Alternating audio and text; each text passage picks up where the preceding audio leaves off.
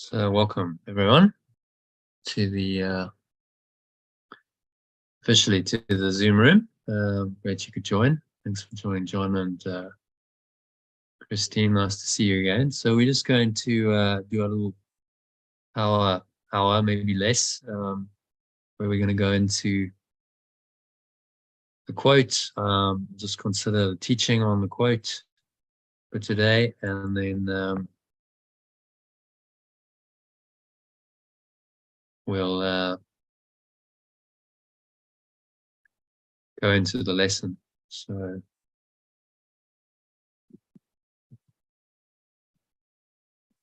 let me just share my screen with you.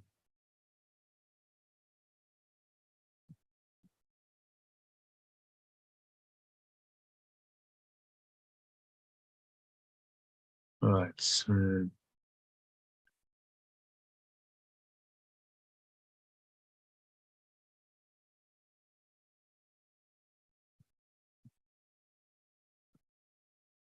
pull up there we go. Okay, so I'm sharing my screen.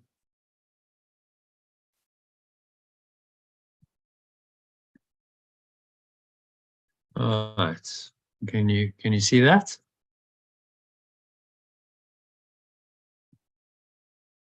Yep, see that. Okay. So let's just do that. Let's make it a bit bigger. You can read the quote for us, John. Happiness does not ultimately derive from this world. This world is designed to make you... Not designed. Yeah. This world is not designed to make you happy. It is designed to challenge you. And if you believe this world is designed to make you happy, then you're going to get very angry. Because as the years of your life pass, you keep asking, why isn't my life working? Why is this reality always throwing obstacles in my path? That was from a talk by Eckhart Tolle, which I thought was very honest. You know, there's no sort of BS. You know, it's a lot of personal growth type messages are, you know, life can be wonderful, life can be amazing. You know, it just hasn't happened yet, but don't worry, we've got the formula. You know, this is how your life can be amazing. And of course, you know, there's always someone willing to sign up for that and give it a try. But Eckhart's just being realistic and saying, you know, ultimately this life doesn't work. It's not designed to work. It's designed to challenge you because the ego designed it. So the ego wants pain and suffering. It wants to create circumstances that apparently justify these negative emotions that it loves. Pain in various forms, emotional pain, sickness, physical sickness, ultimately leading to death, because it is a death wish. So he's just kind of pointing that out and saying, well, if you think that life is supposed to work and everything's supposed to be hunky-dory, you're just going to be very frustrated and very unhappy, because it doesn't for anyone. Even people who seem to be highly successful have their challenges, often significant challenges that they have to you know, work through. So it's a very kind of realistic take on life in this world, and therefore an attitude that matches, to say, okay, well, if I understand that this world is not designed to make me happy, then I can adapt accordingly. My mindset can reflect that. And so it's a critical realization we need to have, that the world is the ego's miscreation. It's a projection of and a justification for the Pandora's box of negative thoughts and emotions. the ego, which remember is just your belief in separation and a separate self, has invented to obscure your awareness of the perfect love that is your true nature. So the world is just a justification for the all of the negative thoughts and emotions that the ego likes to think and feel. And the world creates the excuse, the justification for feeling this, because things are always going wrong. You know, nothing's ever quite right in this place, as we know. So there's always a justification to be upset, to have a grievance, and that's why the world is the way it is. It was made that way, so that it would be a justification for negativity in our minds. When I had my sort of after the 9 days of Vipassana, meditating, this sort of awakening epiphany, went into revelation for a short while. I came out of it. It's very clear to me that the entire world is just a projection of the ego, and it's just a justification for all of the ego's thoughts. It's a veil of illusion. It's been used to cover over the truth and justify all of those negative thoughts and emotions that make up the ego. And it was so clear to me, and I really understood then what the veil of illusion is. That we've invented this whole world and an entire thought system that is behind it as a cover over our pure formless awareness, perfect love, to deny that, create another self and another reality. So the only purpose of the dream world, from the ego's perspective, is to project the thoughts and emotions that negate, hence negative, they negate or they deny love, out of the mind, so it can blame someone or something else for its distress, and then they seem to be justified. So if you want to look at the sent into hell again,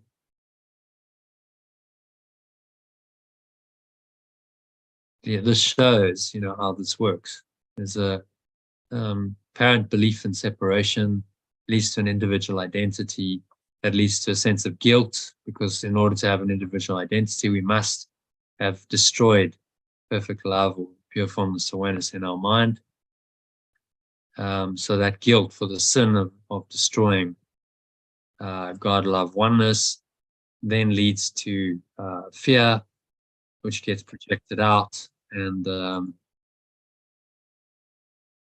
fear leads to attack. So now we have ideas of attack, accusation, blame, complaint, attack. And all of that, this projection, is really just used to justify the thoughts and emotions that the ego likes. It needs to feel guilty. It needs to fear. It needs to feel attacked and to attack in order to experience itself as a separate self. Right? So the world has been invented just to give us that experience of separation. That's its only purpose. And when you understand that, life gets a lot easier, doesn't it? Because you realize that it wasn't meant to be heaven. It wasn't meant to work. It was meant not to work. So it's a major realization. Can be quite depressing for some people, but it's actually liberating, because now you understand it. You can understand how you can still live here with that being the case and be happy. And the only way that you can accomplish that is to let go. You have to let go of it all in order to be happy. So you see how the understanding, the metaphysics, lead directly into the remedy, which is this radical forgiveness. Rather than the ego's plan, which is projecting the thoughts out of the mind. We can literally go out of our minds. We project our guilt onto others. We say, I'm not the one who did it. You're the one, right? So I'm off the hook. I'm not guilty. God's not going to punish me. God's going to punish you.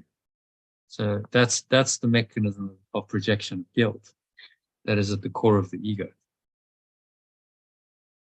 That's one of those abilities that I mentioned that we've developed post-separation, which are certainly not positive. But all of this can be reinterpreted and must be reinterpreted by the Holy Spirit. So the only purpose of this dream world, from the ego's perspective, is to project the thoughts and emotions that negate or deny love out of the mind, so it can blame someone or something else for its distress, and then they seem to be justified. And this keeps the ego's identity intact in your mind and its game of being a separate self going in your life. But it means you'll never experience the love that you truly are. And you'll feel empty, alienated, and inadequate to handle the challenges that life continuously presents you with. So you can't experience, love as long as you deny it. As long as you keep the ego going in your mind, there's no freedom. So fortunately,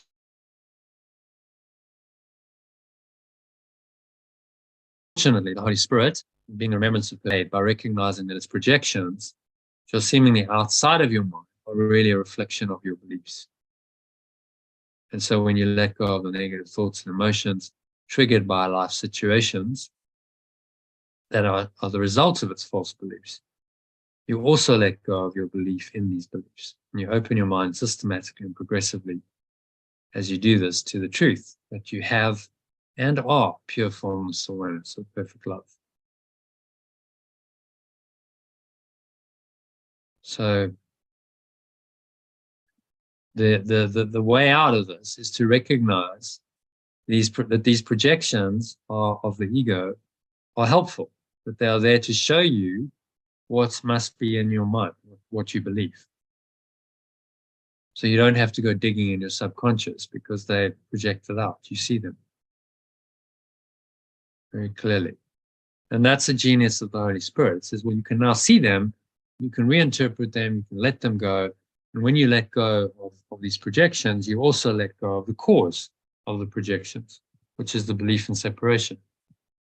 So you undermine the cause by letting go of the effect, and you collapse the dream. And that's the process of radical forgiveness that we've been studying. If you'd like to watch the 7-minute bonus talk, there it is for you, Eckhart Tolle. It's a nice little talk, a little excerpt from an answer he gave to someone. It's really good. I recommend reading that. To just entrench this idea in your mind that yes, this world is not meant to work. It's not meant to free us. It's designed by the ego to enslave us. When you understand that, then you have the key to freedom. Okay, so yeah, you can listen to that video. That brings us to today's mind training lesson and the session which we're in. So, any questions so far on that short teaching?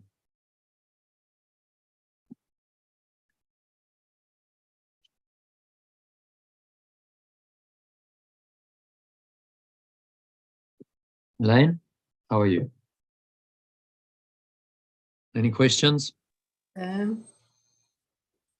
it's just grasping what you're saying there, that this is all here to enslave us, which I can sort of see that. So, yeah.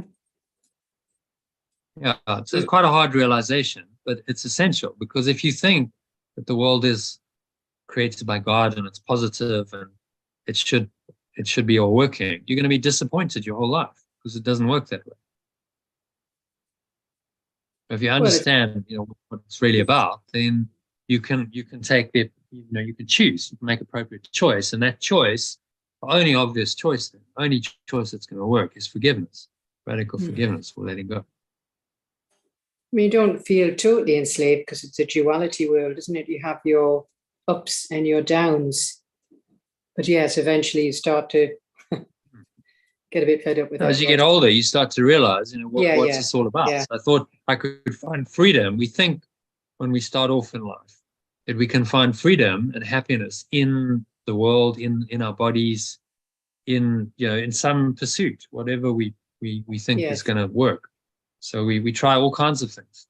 You know, Mhm. get married, get divorced, get Buy a into house. business, out of business. We buy a house, you know, sell houses. We invest money, earn money. We do all this stuff. And I think as we get older, most people start wondering, well, what's it really all about? Because inevitably True. some challenges. It's not all, you know, smooth and roses. And Yeah, then you have to wonder, well, what is the purpose then of all this? yeah, you're right there. Because, like I say, now my mortgage is paid off, and you know, I now can only work. I can work part time, and yet I'm thinking, well, what was that all about? Yes, you're quite right. Yeah, I should be celebrating, but for some reason, nope. So you're quite right. Yeah. Well, you never kind of arrive in this world. There's always the ego always says, well, just, you know, when you get there, then everything's going to be okay. Yes. And often Yeah, that's retirement. And then you retire and you go, okay, well, it's not so great, really. Actually, yeah. it's not as good as I thought it would be. Because, you know, you've still got some challenges and issues still come There's up. just So, different things, yes, that you have to deal with. Yeah, yeah. So yes. Yeah. so it's to accept and be very, very practical, realistic about the nature of this world. That's what Yeshua is saying to us. Not sugarcoating it. He's not telling us lies and saying, oh, well, it could all be amazing. And, you know, just do this. The whole personal growth industry is predicated on the idea that if you just do this technique, this course, this workshop, this book, whatever they're trying to sell, then you're going to be okay. Because this is the answer to make your life work. And we try. We've all done that. And it just doesn't. Nothing really works. And then, you know, finally, if you see that, you can awaken onto a genuine spiritual path, like A Course in Miracles, as I did, because you start going, well, okay, maybe there's something fundamentally flawed then with that whole mindset of, yeah, okay, I'm somewhere, somehow in the future, I'm going to find happiness through some external means. You know, you start to see that that's flawed, that doesn't work from your own experience, and then you open to a spiritual path. Because you've been disillusioned by, you know, the alternative. The disillusionment, remember, precedes enlightenment always. Yeah. So I'll just save your money and, you know, all this stuff. And you always think, well, you can't take it with you. So strange. Yeah. But my friend Linda, the one who's looking into this retreat, she has very little money, no mortgage, no nothing, but she is in that oneness. So she's a very good example. But she's done the training. She's done the Course in Miracles. She's now doesn't practice it, doesn't even look, she knows, doesn't even need to look at the book. It's there. She's amazing. Yeah, well, if you've, you know, as Yeshua says, if you've really learned something, you don't need to practice what you've already learned. You only need to practice it if you they're still learning to be accomplished. So for most of us, it's a case of ongoing practice, learning, absolutely, you know, learning to live this way. It's a re-education of the mind. Yeah. To be able to live in this way. Okay. Any other questions, John or Christine? No, not from me. That's good. Okay. So what we're going to do is just do a meditation on this because it's a power sort of half hour to 45 minutes.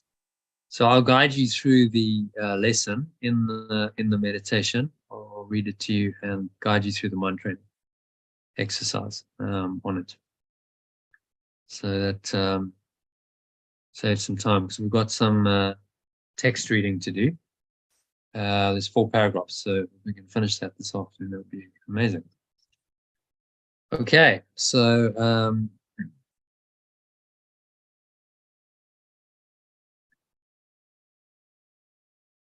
Just make yourself comfortable.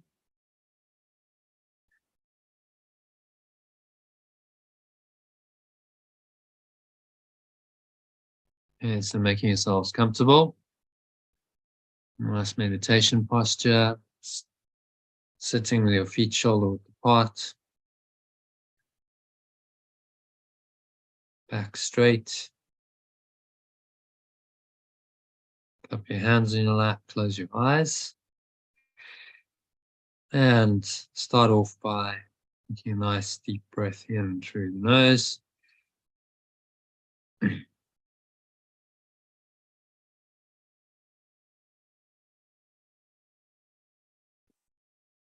Breathing in, blowing the lower stomach up like a balloon. Clenching the sphincter muscle to lock the energy in.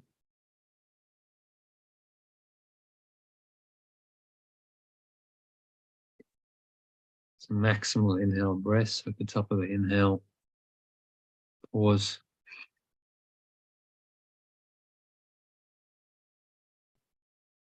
Just ask yourself, if guilt is victimhood, guilt is hell or victimhood, and all its negative consequences, what is its opposite? Like the text which this workbook was written, ideas used for these exercises are very simple, very clear and totally unambiguous. We're not concerned with intellectual feats nor logical toys. We're dealing only in the very obvious, which has been overlooked in the clouds of complexity in which you think. So what you're going to do now is just exhale and try and blow some of these clouds of complexity away. If there's anything that's blocking pure formless awareness of perfect love, just blow it away with the breeze of breath.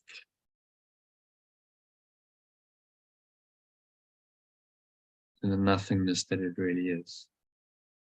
It's going, gone. Pull the lower stomach into the spine.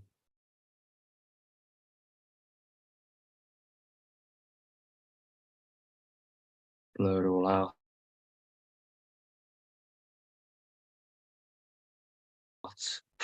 Feel the energy subside back down to your lower stomach, your groin.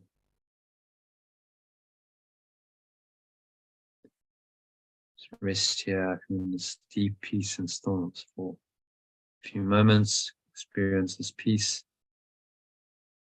Consider the question: if guilt is hell,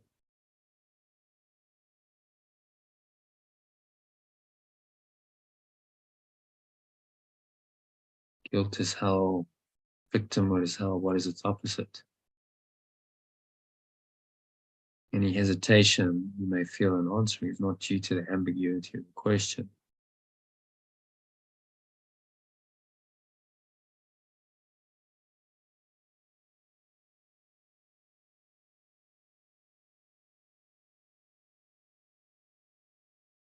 Any hesitation you may feel in answering is not due to the ambiguity of the question. Do you believe that guilt is hell, is victimhood? Vishwa asks. If you did, you would see at once how direct and simple the text is, and you would not need a workbook at all.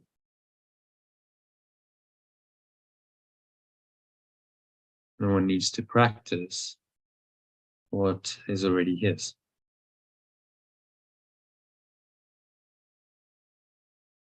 So well done to all of you for showing up. And recognizing that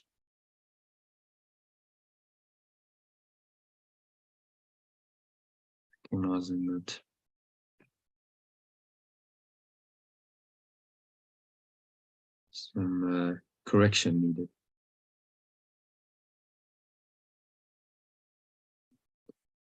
So feeling clean, pure, and holy, core is the opposite of guilt.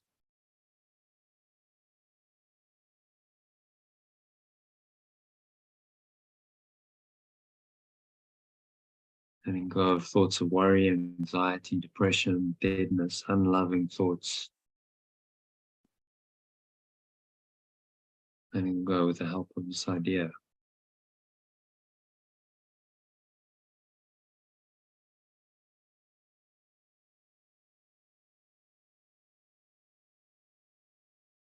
So Yeshua said, we have already said that your holiness or pure formless awareness is the salvation or awakening of the world. What about your own awakening? You cannot give what you do not have. An awakener must be awakened.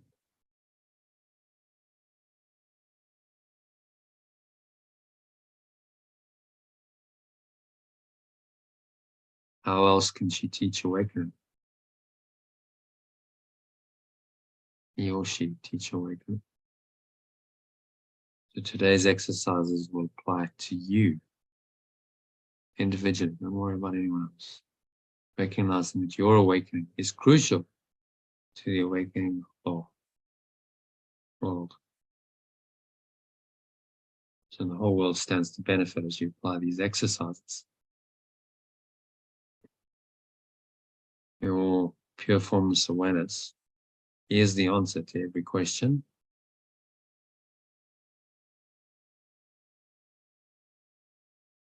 It was ever asked, is being asked now,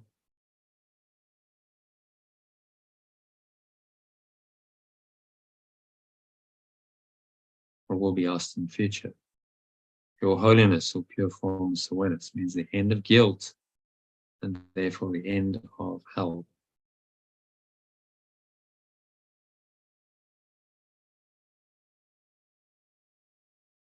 End of guilt and therefore the end of hell or victimhood. Your pure formless awareness is the awakening of the world and your own. How could you, who are pure formless awareness,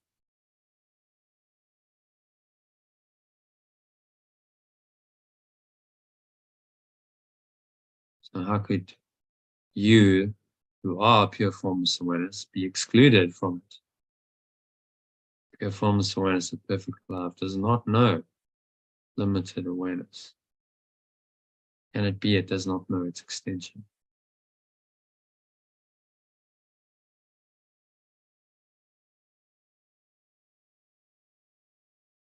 So let's practice again. Take a nice deep breath in.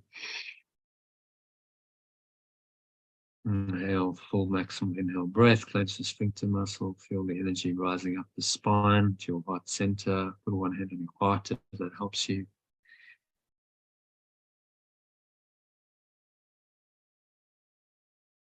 Draw it all the way up into the crown of your head. Pausing at the top of the inhale.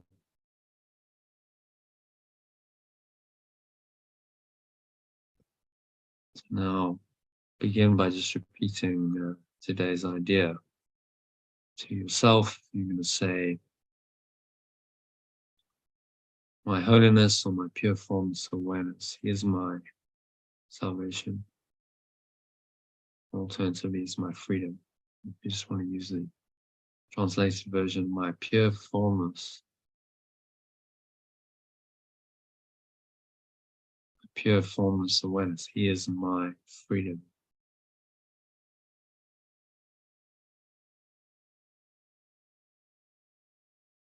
Just let that sink in. Breathe in that freedom, spacious awareness, light. Notice any specific situations, personalities, events that you associate with unloving thoughts of any kind. So scan your mind.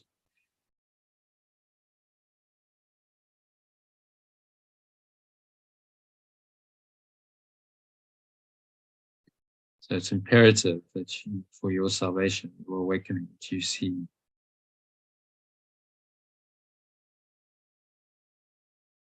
you perceive them differently.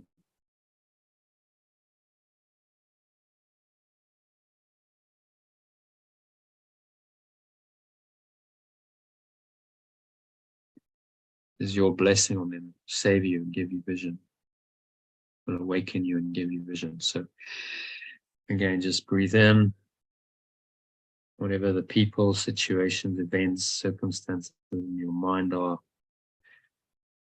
you're just going to extend the love to them.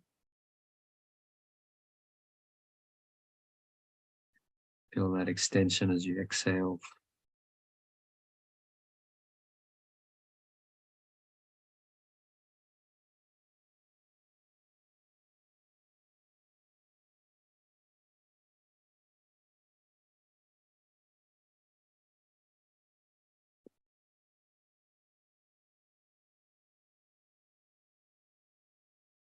Just slowly, without conscious selection, without undue emphasis on any one in particular, search your mind for every thought that stands between you and your awakening.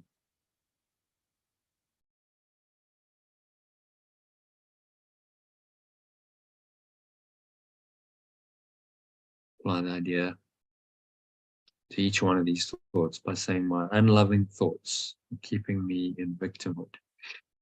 Just breathe into that as you do that. Breathe into the thought wherever it's sitting. Notice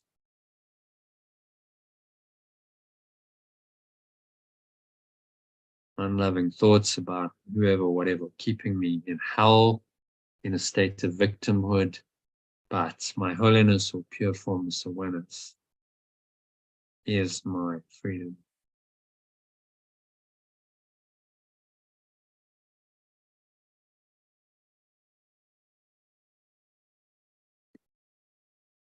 My pure formless awareness is my freedom.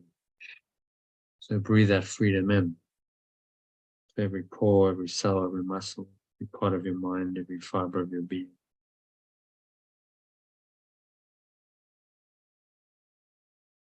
My pure formless awareness is my freedom.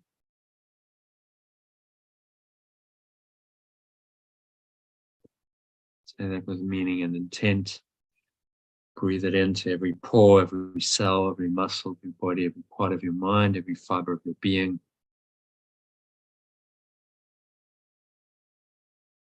Is in the light. You can visualize light if you do, or just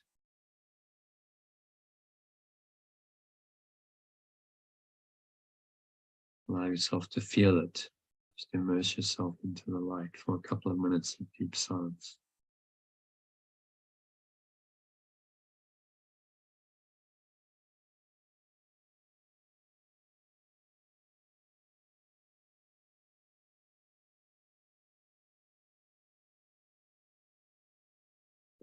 Nowhere else to go, nothing else to do, nothing else to think about, just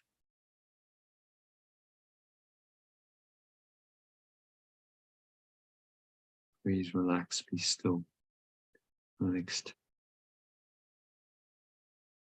couple of minutes of deep silence and merge into this pure formless awareness, your holiness.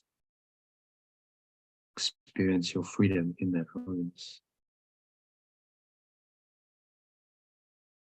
Just experience true self, who you really are.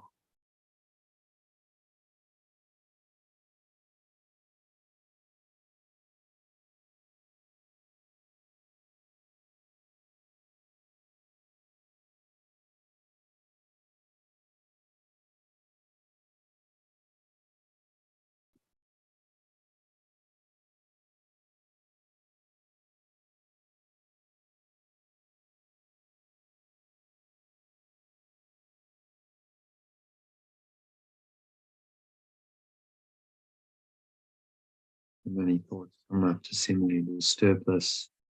Just observe them in the same way, apply the mind training lessons. So breathe into them, notice the thoughts, the emotions, any physical sensations.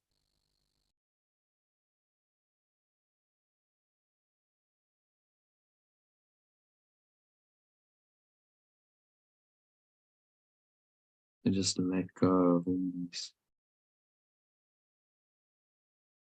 false beliefs, false ideas in the mind, like cloud patterns, just blowing them away with the breeze of your breath. And today's idea, say, my unloving thoughts about whoever, whatever it is, are keeping me in hell, which is victimhood. But my pure formless awareness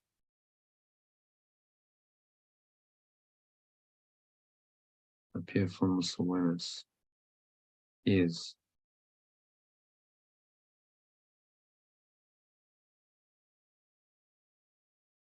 my freedom. Pure formless awareness, perfect love is my freedom from all of this. And just sink into that, surrender completely to that experience.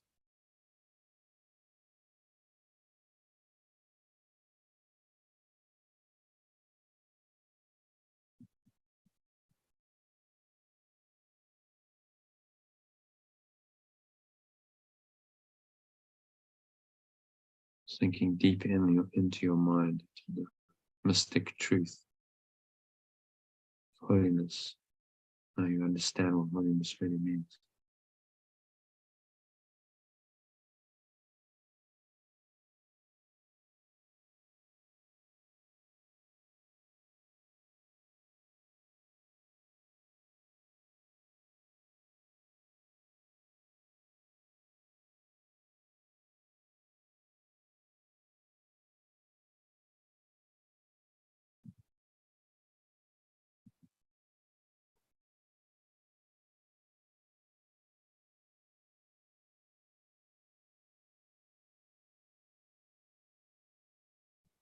And so just coming back now gently from this deep state of pure formless awareness.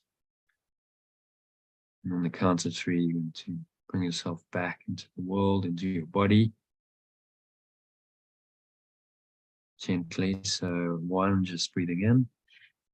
Noticing how the stomach rises and the chest rises and the subtle flow of air in through the nostrils. Just pausing at the top of the inhale.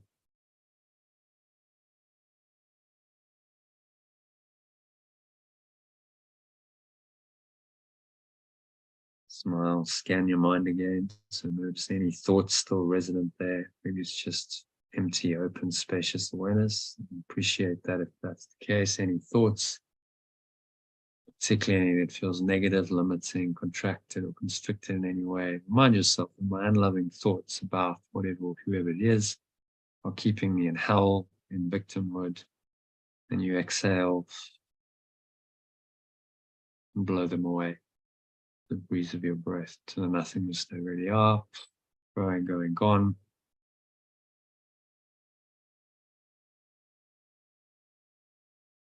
Blow them all out and rest in this quiet awareness. Notice as you do that, the air flowing out of your mouth, chest and the stomach sucked back in. Count of 2, notice the weight of your body pressing down into the chair, your feet touching the ground. Noticing what you're feeling with your hands and touching. And then there's a subtle flow of air on your skin. Breathe that air in, notice any smell on your nose, notice what you're hearing.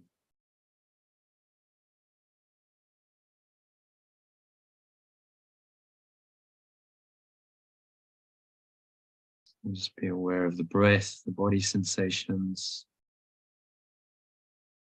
what you're hearing, touching, feeling, tasting. But without judgment, you're not engaging in the normal ego mind chatter, judging, naming, labeling. It's just all happening within this awareness, pure formless awareness or holiness. It's coming, it's going, flowing through. Your mind like clouds just leaving you. So exhale, help them on their way. Imagine they're like dark clouds just being dissipated by the breeze of your breath. And you remain clean and clear in the blue sky in your true mind.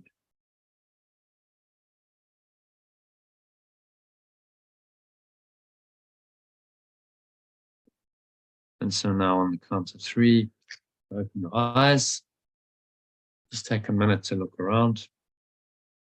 You know, anchor the state in of pure formless awareness. So even while you're engaging in the world, your senses are perceiving things, this awareness can always be there, just underlying everything. So look at everything with these clear, calm eyes and just observe.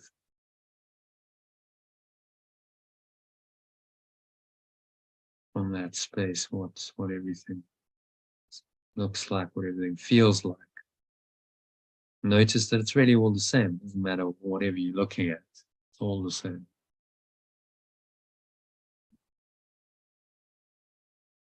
It teaches you that there's only one awareness, one single awareness, which is yours. This is your holiness. This is, and in that is your freedom. is your awakening and your freedom. So say one more time, my pure formless awareness is my awakening and my freedom. And then continue on in that awakened free state for the rest of the afternoon. We're going to carry on with our session, but if anyone needs to leave, now's a natural exit point because we're at the end of the meditation and our power 40 minutes it was. So going to have a look now at today's teaching on chapter 5, which is the lessons of the Holy Spirit. If anyone need a break, now's the time. If you want to take a couple of minutes, I'm just going to get this prepped. Stop that.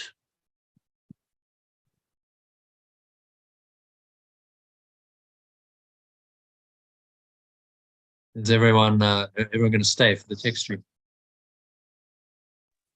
Yes. Great. I'm going to stay. Okay.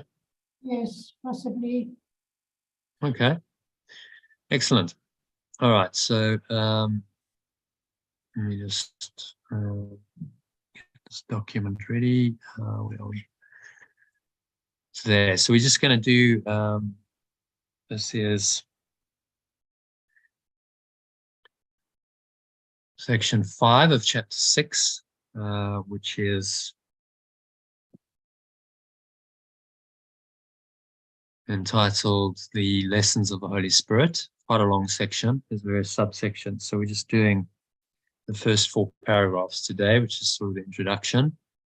And then we'll go into, we'll break it down over the next couple of days to do the rest of it. So,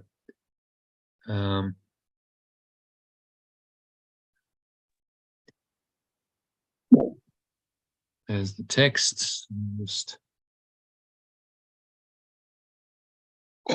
has anyone read this, or is this the first time? I have read it actually. Did you? Okay. What did you think of it? I thought it was straightforward actually. Okay, that's good for a change. So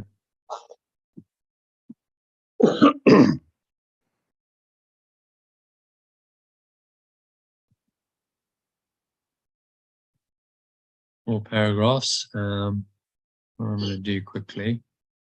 I was busy doing this and I ran out of time. Is just to save a bit of time. I'm going to replace ego with separate self, and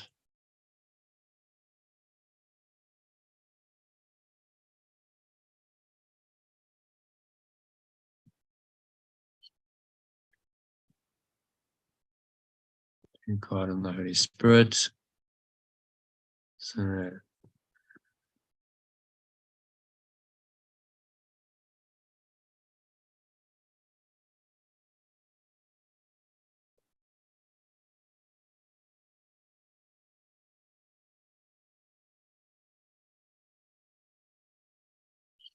and we'll do the Holy Spirit, and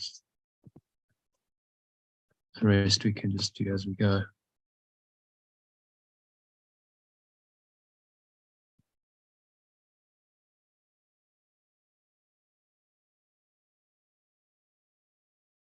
Okay, so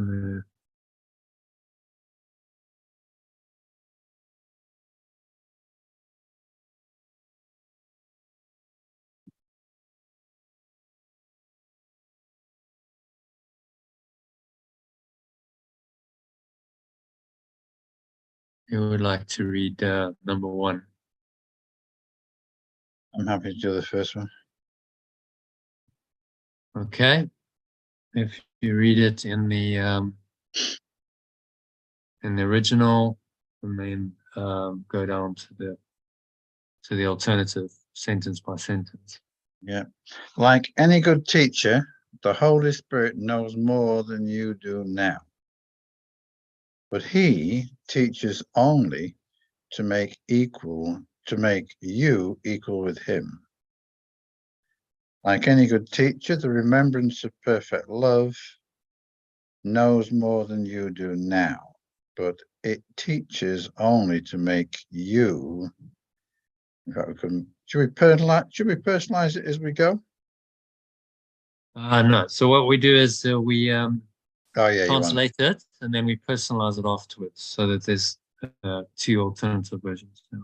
So this is just a translation. But it teaches only to make you equal with it. Okay. You had already taught yourself wrongly, having believed what was not true. You had already taught yourself wrongly, having believed what was not true. Okay. Mm-hmm. Did not believe in your own perfection.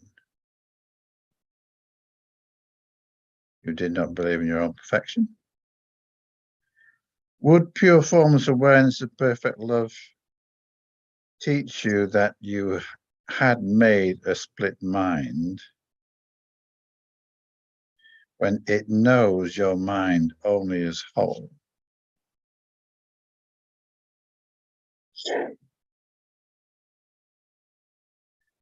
What pure formless awareness? I wonder if we should. What do you think? These hads.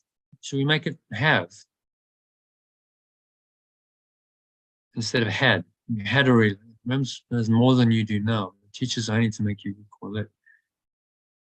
You had already taught yourself wrongly, having believed what was not true. How about you have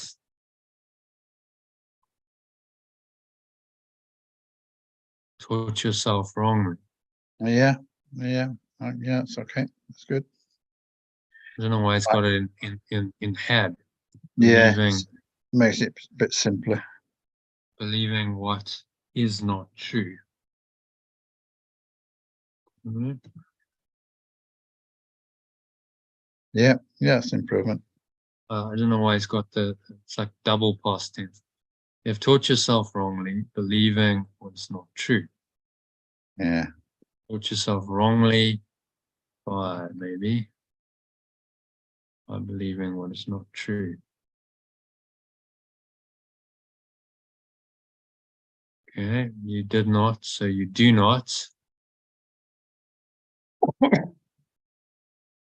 Do not believe in your own perfection.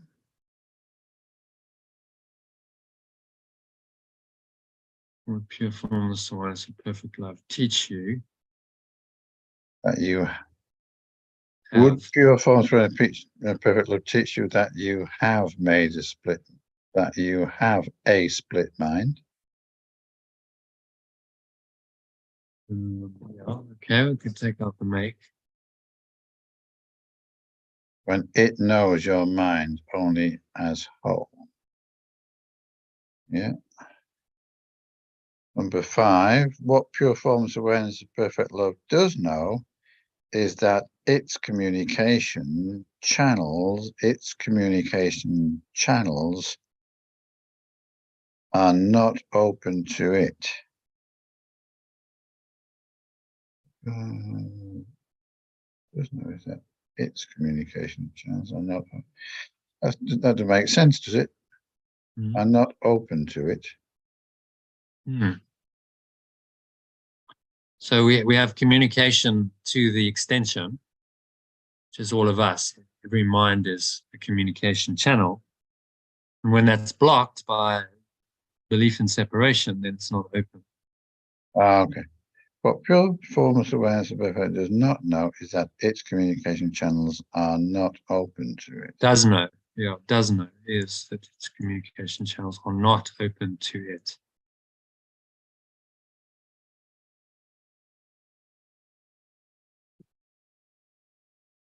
So that it cannot impart its joy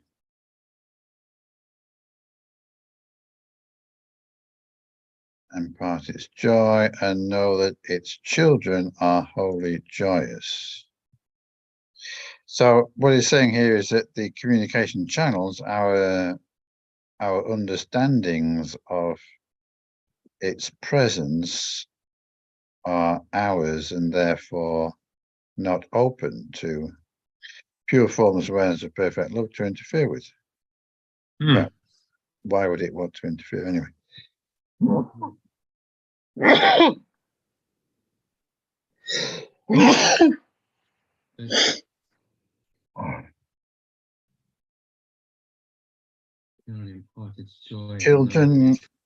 Children as extensions. Yeah.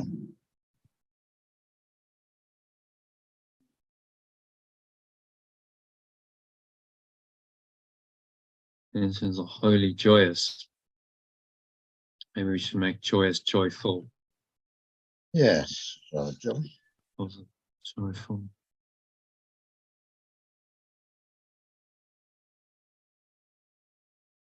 Okay. Next one, number 6, giving his joy. Giving its joy is an ongoing process. Not in time, but in eternity. Pure formless awareness of perfect love's extending outward, though not its completeness, is blocked when the extension does not communicate with it as one.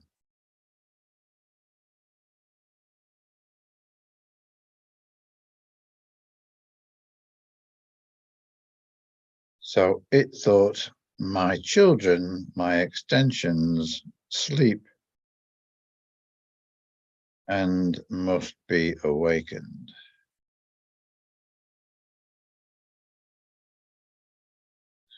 Interesting that he says must be awakened. I mean, he recognizes that his children are asleep, but does not actually communicate directly and wouldn't even think of doing so, but yet at the same time recognizes that they need to be awakened.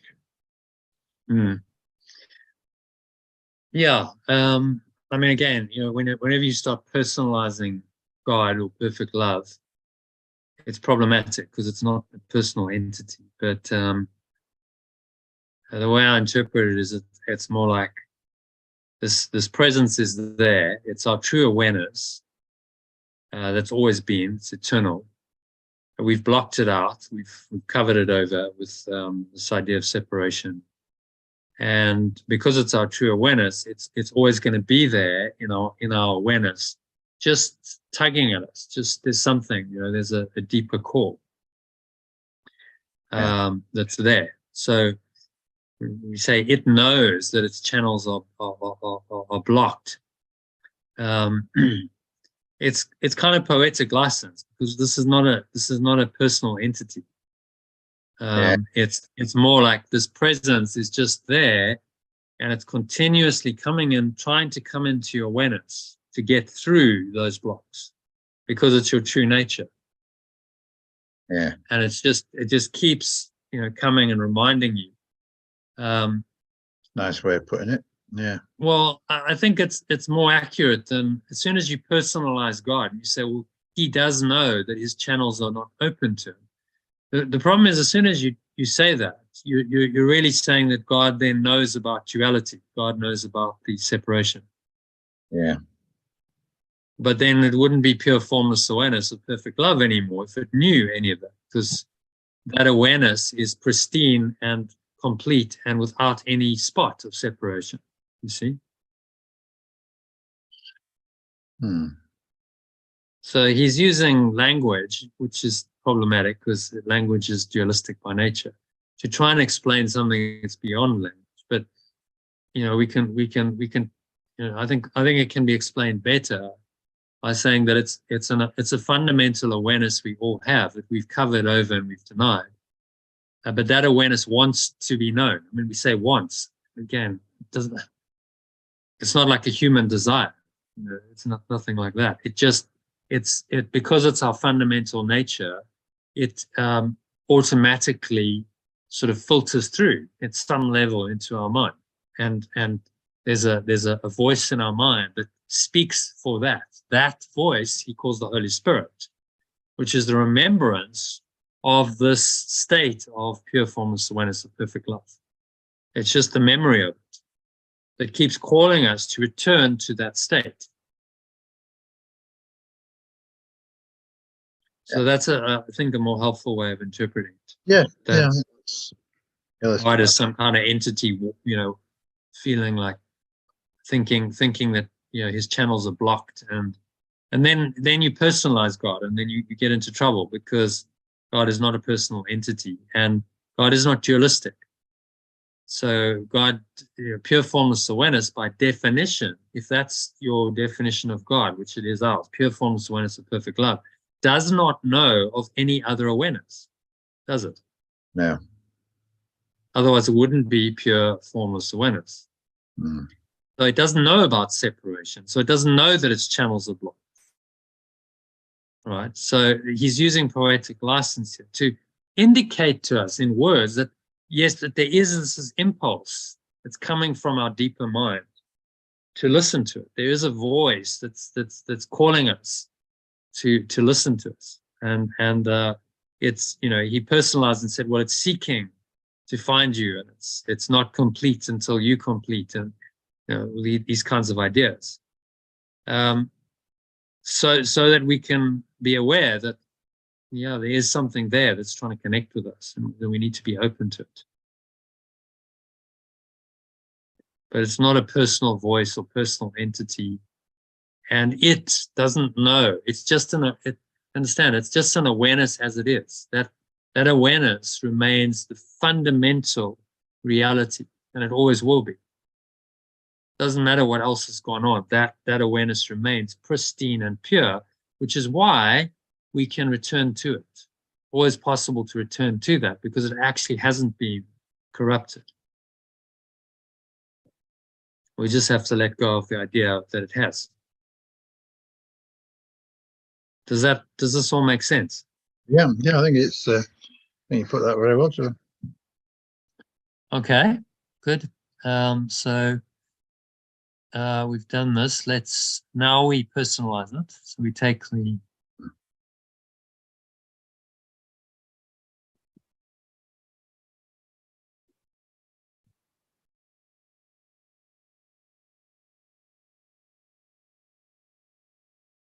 actually I was gonna, maybe we should do it in that order. So John, if you can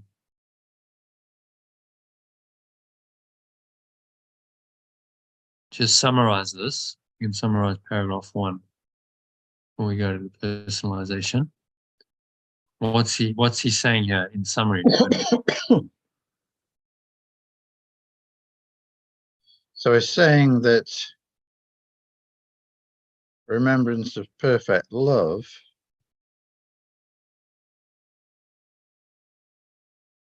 is our teacher, and it cannot interfere. It cannot force itself on us, but it remains alive within us, within our split mind. And even though we are immersed in the world and preoccupied with material things, we can actually reconnect with it, because it remains always there, as it does within everyone.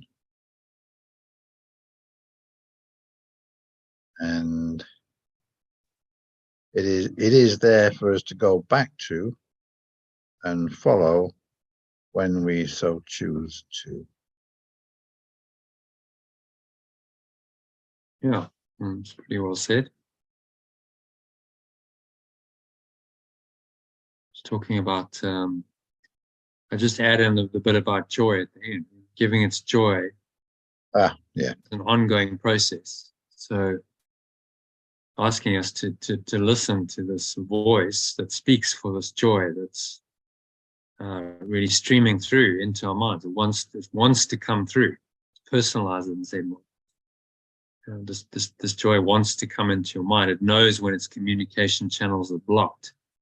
Again, personalizing this idea, which isn't actually the case, but it gives us an indication that, yeah, there's this presence in us that wants to come through into our mind, and it wants to express through us, and it actually wants to bring us joy. So we realize the nature of, of this presence or awareness is joyful, that it's designed to help us and to make us happy. So we need to stop blocking it.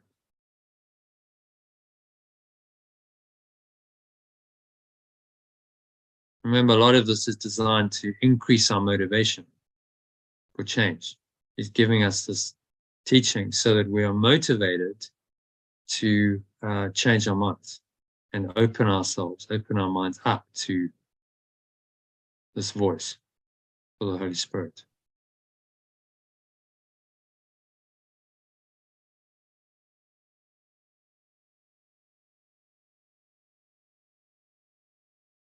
Okay, so happy with that summary. I think anyone else got any questions on the meaning of this? Number one. No, straightforward, yeah. Mm-hmm. Christine? Yes, it's okay. All right, so what we're going to do is just personalize this.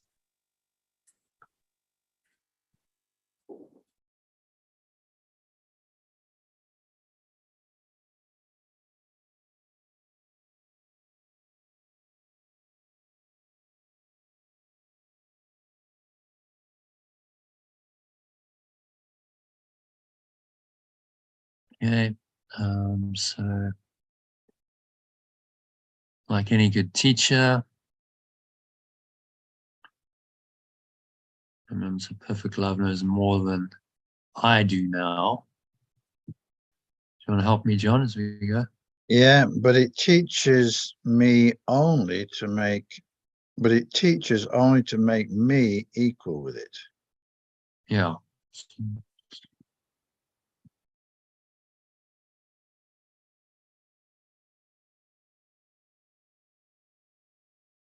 I have taught myself wrongly by believing what is not true. I do not believe in it. I do not believe in my own. Oh, yeah, okay. I do not believe in my own perfection. Would pure formless awareness of perfect love teach me that I have a split mind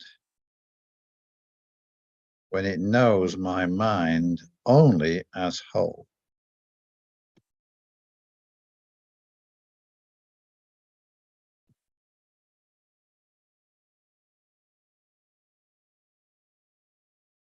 What pure formless awareness of perfect love does know is that its communication channels are not open to it, so that it cannot impart its joy and know that its extensions are wholly joyful.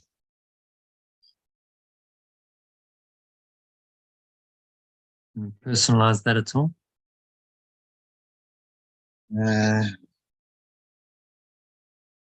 I as its communication channel.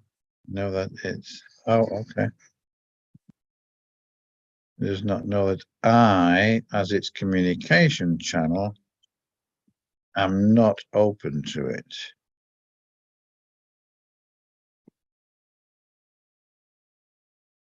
Not open to it, So that, say fully. Let's just qualify. yeah, okay, yeah, that's good. Yeah, not Not open. negatively pro. I'm Yeah. not fully open to it. Yeah. So that Um, I cannot impart its joy, It cannot impart its joy and know that. to me, Okay. and know that Extensions are joyful. its extension, which is me, is wholly joyful. We'll read it again from the top, just to make sure we're comfortable with it. Giving.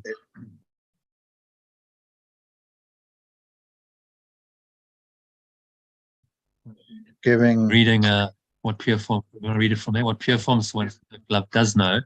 What pure formless awareness of perfect love does know is that I, as its communication channel, am not fully open to it, so that it cannot impart its joy to me, and know that its extension, i.e. me, is wholly joy. Yeah. That makes sense, I think. I think so. Personalize that. Giving its joy an ongoing giving its joy is an ongoing process, not in time, but in eternity. Perfect love's extending, but in eternity. Does that need a comma? Sure. Maybe just leave it. Yeah. No comma, do you think? Giving its joy is an ongoing process, not in time, but in. Yeah, I don't think that needs a comma. Perfect love's extending outward, though not its completeness. Perfect love's extending outward, though not its completeness, is blocked when the extension does not communicate with it as one.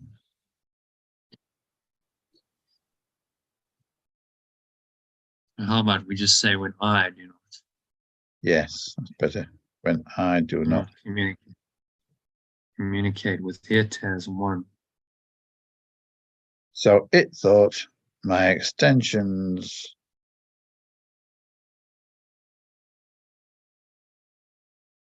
how about saying I am asleep and I must be awakened?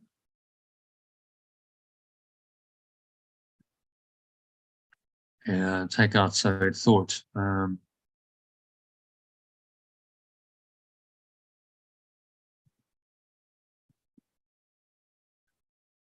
Yeah, so again, it wouldn't be pure formless awareness if it could think that, but he's using some kind of poetic license.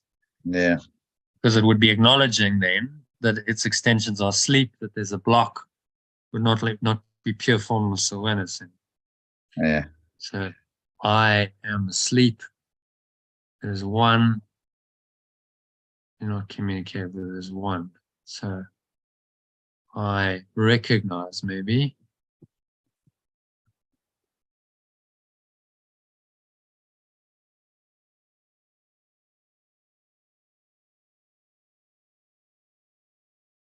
Recognize that I am asleep.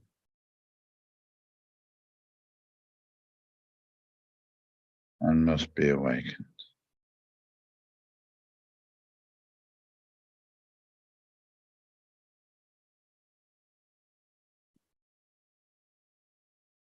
Okay, do you want to read it from the top?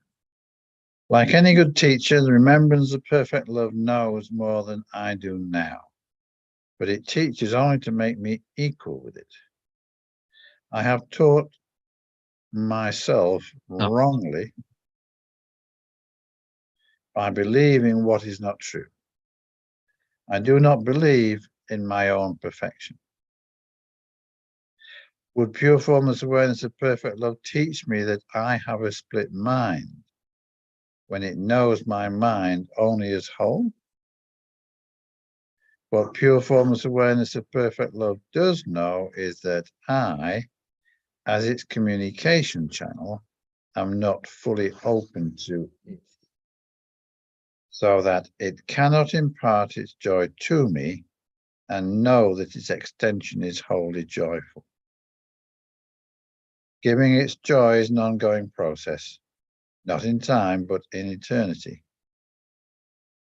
Perfect love's extending outward is blocked when I do not communicate with it as one. I recognize that I am asleep and must be awakened.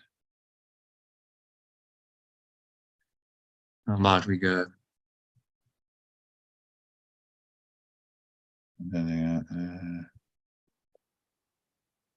So, Okay. Perfect love's extending outward is blocked when I do not communicate with it as one. So I recognize that I am asleep and must be awakened. I'm just a bit curious, John, about giving its joy as an ongoing process, not in time, but in eternity. I kind of understand it because it's kind of saying not on the horizontal timeline, but it's vertical. If we look at yeah, timeline of consciousness. It's just gonna...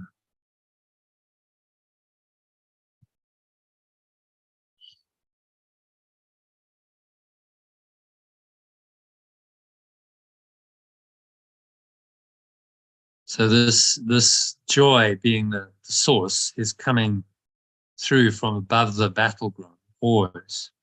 It's available if we choose, if we make the right-minded choice, then we can download this into our awareness. So in eternity, it's always been there, but in time, it seems to be quite intermittent, and we don't always feel joyful. Yeah. But in eternity, it's always there. But it's got to come through from that higher place now into our awareness through all the blocks and the levels that seem to filter, try and block it out. Yeah. Okay. So happy with that. Do you want to read this for us, John? Yep. In slow form. Yeah. And I will record it. So just closing your eyes, take a nice deep breath in, just to invite these words to come in and guide you, heal your mind, allow the joy they speak of to come into your mind, and to get maximum benefit from them, just repeat the words after each phrase or sentence in the pauses that John leaves. So over to you, John. Like any good teacher,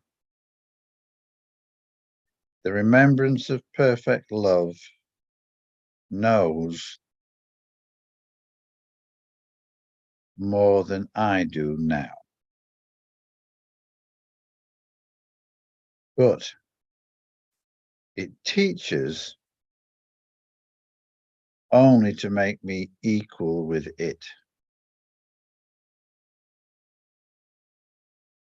I have taught myself wrongly by believing what is not true,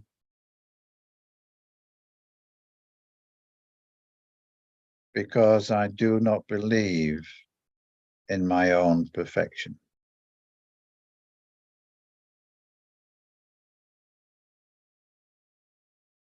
Would pure formless awareness of perfect love teach me that I have a split mind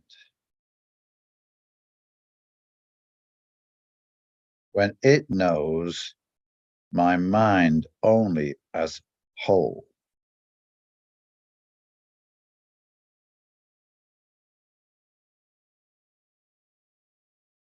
What pure formless awareness of perfect love does know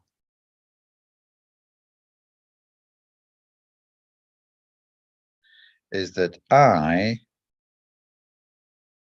as its communication channel, am not fully open to it, so that it cannot impart its joy to me, and know that its extension is wholly joyful.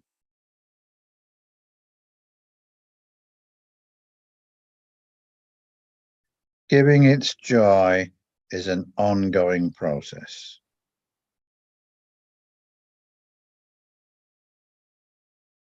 Not in time, but in eternity.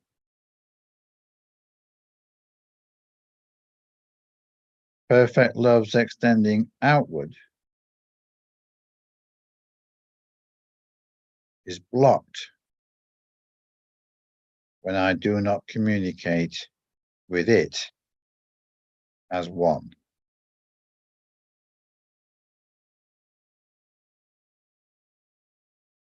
So I recognize that I am asleep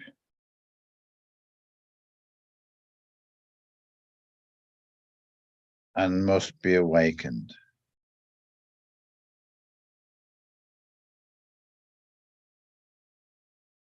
And so it is. Oh, we just need to put asleep, John, not sleep on that last sentence. Okay, asleep. Great. And I thought maybe extension, instead of extending outwards, extension outwards is better, isn't it? Yeah. So just change it over there. My extension sleep, okay. So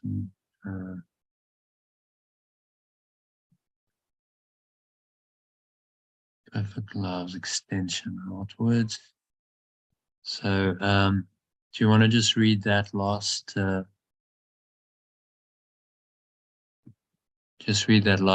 last sentence again? Okay.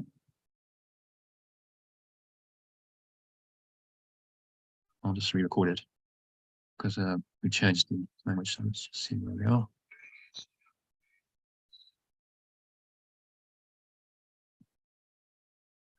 Really, image joy, not in time but in eternity.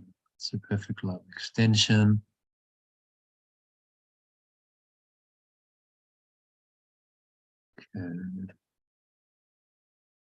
Okay, so from there.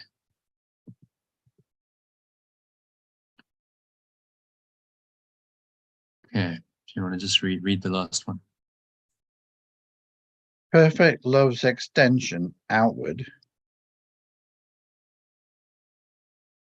is blocked when I do not communicate with it as one.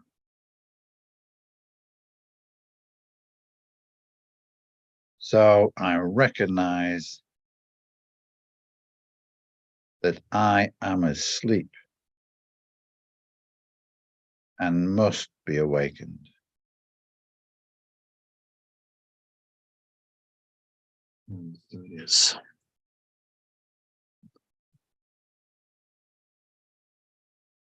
Okay, so happy with paragraph 1. We've done that pretty thoroughly. Should we move on to number 2, Elaine? See, Christine's left us. So, Yes. Elaine, will you read this one? Yeah. So read the original and then the alternative line by line. Yeah. Sentence by sentence. How can you wake children in a more kindly way than a gentle voice that will not frighten them, but will merely remind them that the night is over and the light has come. And the alternative. Okay, so hang on, let me just grab this. So I just need to get the correct sentence in here. Sorry, paragraph in here. So otherwise you're going to be very confused. So Yeah. it doesn't match at all. Okay, so how can you wake children in a more kindly way? by a gentle voice. mm, And how can that you would- wake?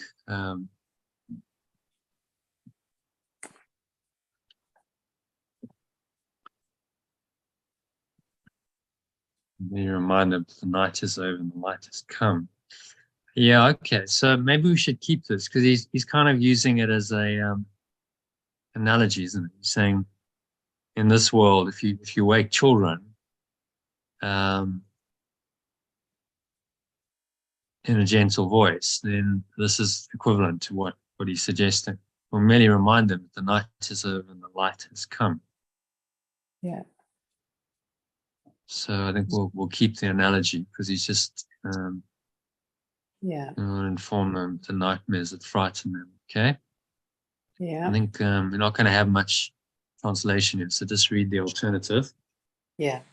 You do not inform them that their nightmares that frightened them so badly are not real, because children believe in magic.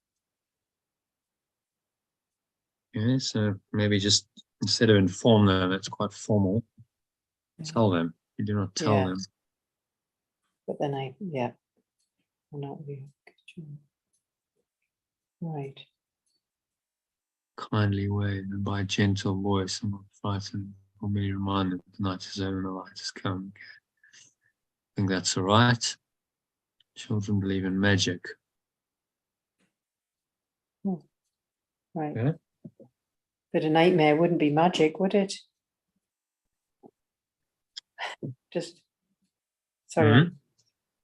I'm just trying to nightmare wouldn't be understand magic. that. Just a second. You do not tell the nightmares that frighten them so badly are not real, because children believe in magic. Oh yeah, right. Yeah.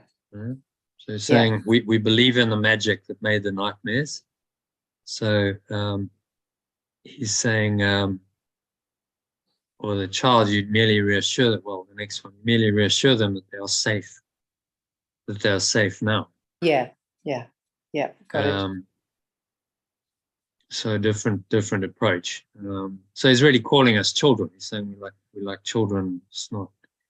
We haven't really woken up yet.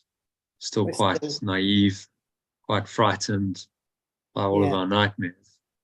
Right. But he's reassuring us that we're safe now. Yeah. Okay. You merely reassure them they are safe now. Yeah, you just, that one's straightforward. Then you train them to recognize the difference between sleeping and waking, so they will understand they need not be afraid of dreams. Yeah, that's quite straightforward. And so when bad dreams come, they will themselves call on the light to dispel them.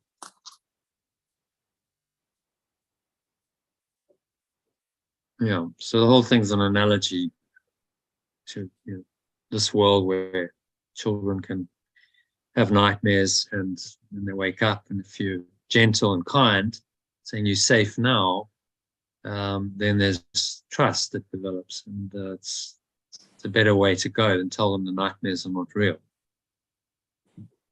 Although he is actually telling us that it's all through the course, but he's naive, giving us an alternative approach to the problem. They will themselves call on the light to dispel them. So training us to go to the light ourselves. Yeah. So I think we'll leave it as it is. We normally translate things like light and into it's a nice paragraph. But it's an analogy. He's drawing an analogy to this world, and the analogy would just be ruined if we translated it. So I think we'll just keep it as pretty much as it is. So is that clear what he's saying? Yes. Can you give us a little summary? Well, we are all like children, and what's happening in the world can be a nightmare, but we don't want to be, told that it's not real. We still believe in magic. And so eventually we'll, awaken to realize that we can sort it out ourselves with the light. We can dispel it ourselves with the light.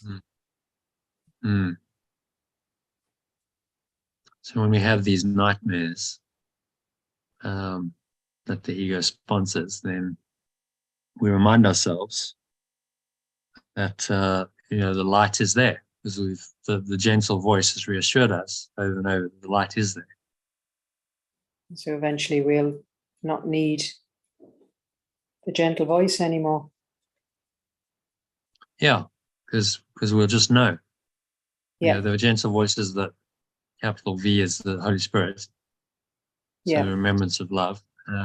When we are fully awake in pure formless awareness, there is no need for memory anymore. We don't need to remember it because we are it.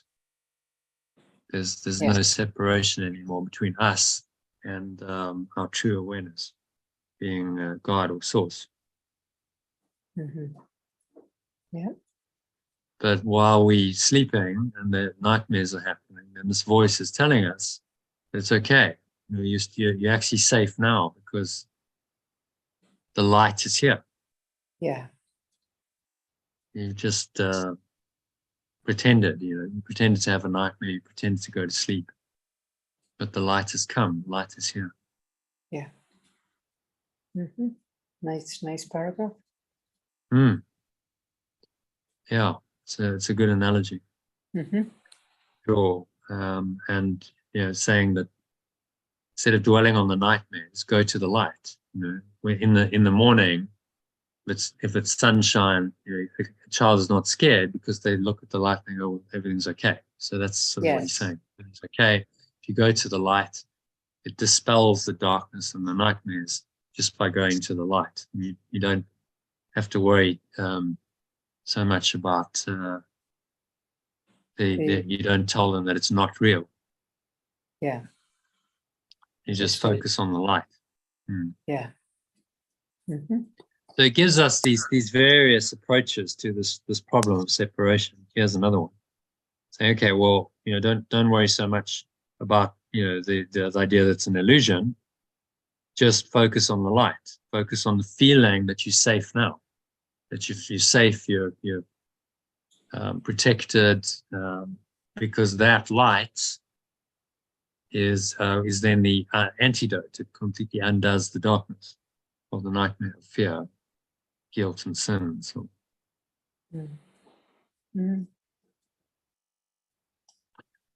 Okay, so if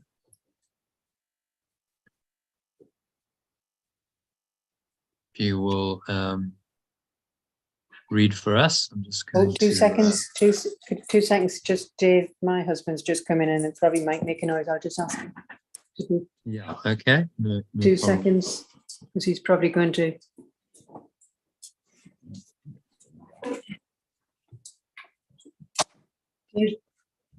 I'm just doing a recording now, so I'm just doing... I don't mind reading. No, you're okay now. He knows. Elaine, if it helps. No, I can do it now. No, he knows now. It's just I didn't want to. Yeah, that's fine. Okay, so let me just prep it. So just close your eyes, take a nice deep breath in. Breathing in and out, and just invite these words to come in and do whatever they need to do in your awareness.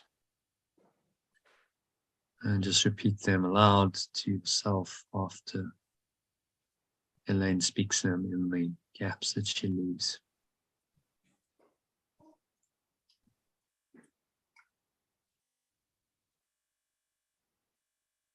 How can you wake children in a more kindly way than by a gentle voice that will not frighten them? Actually, Elaine, sorry. Where am I? We're being silly. We haven't personalized it. Oh, no. We've got to do that. Yeah. Hang on, okay. Yeah, We yeah. haven't personalized it, so we'll just I start thought again. that was So quick. Yeah, let's personalize it. Yeah. yeah. Um, so it Right. shouldn't take too long. So Right. how How can I you wake children? wake children in a more kindly way? I think we'll keep the first, because it's just a general, how can you wake children? A gentle voice will Okay. not frighten, merely remind them Yeah. the night is over and the light has come. So that's okay. Yeah. You do not tell them, even that's general, is it? You do not tell them? yeah. Or I do, because it's a general. Yeah. And train them to recognize the difference between sleeping and waking. So it's quite a tricky one to personalize, isn't it? It is actually. It's better in the. Do you think we should just leave it? Yeah. Merely reassure them. Yeah. How about this? How about we say it? The light has come. So if I am like a child, Mm-hmm. having a nightmare, I have to state that. The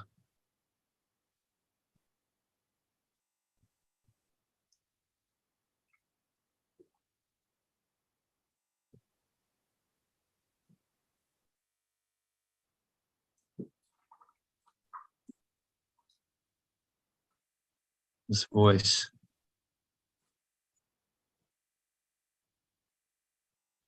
does not tell me that the nightmare is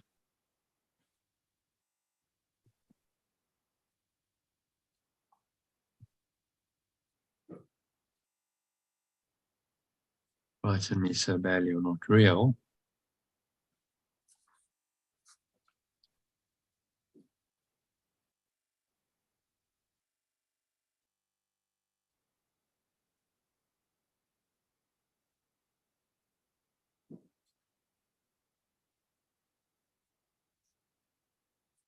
I still believe in magic.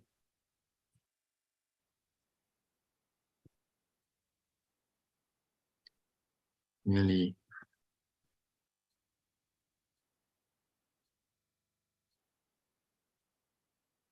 reassures me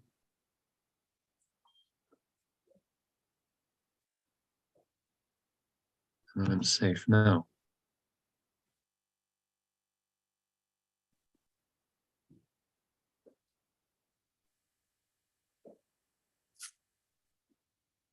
Then it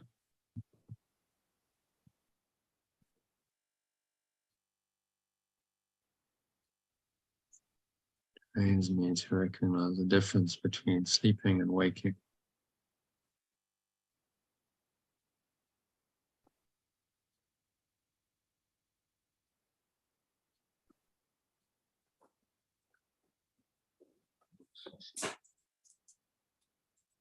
So I will understand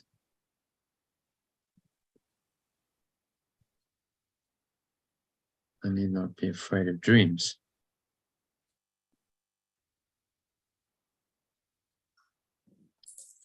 And so when bad dreams come,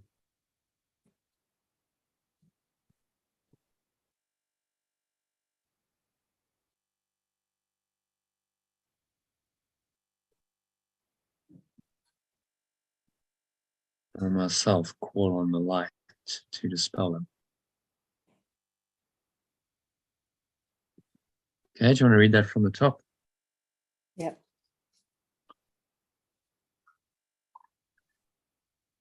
All right. How you can, is that number 2 there? There's 2 twos there. Where are we? There. How? How can you wake? Yeah. How can you wake children in a more kindly way than by a gentle voice that will not frighten them, but will merely remind them that the night is over and the light has come? Kinder way, it's instead of a more kindly. Yeah, Uh, kind of way. right.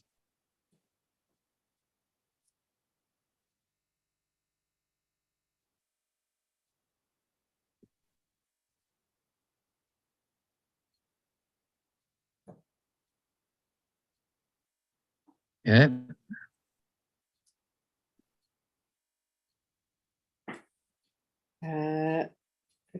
Where am I? So, but will merely remind them that the If night I is like- over.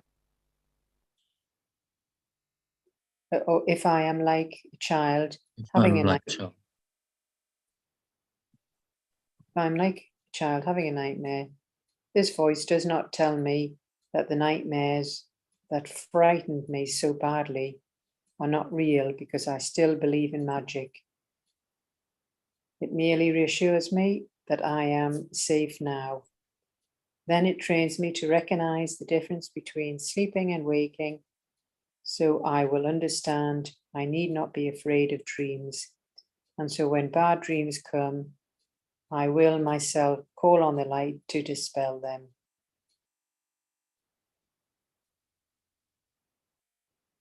Like to dispel them myself. Would be better, I think. Okay. Happy with that? I think I'm good to read that. Yeah.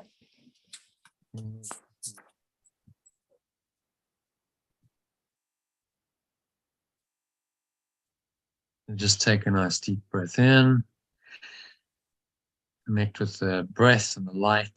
Just allow these words to flow in to empty, spacious, open awareness, which is light. As you listen to Elaine reading them and repeat them aloud to yourself in the gaps between her words.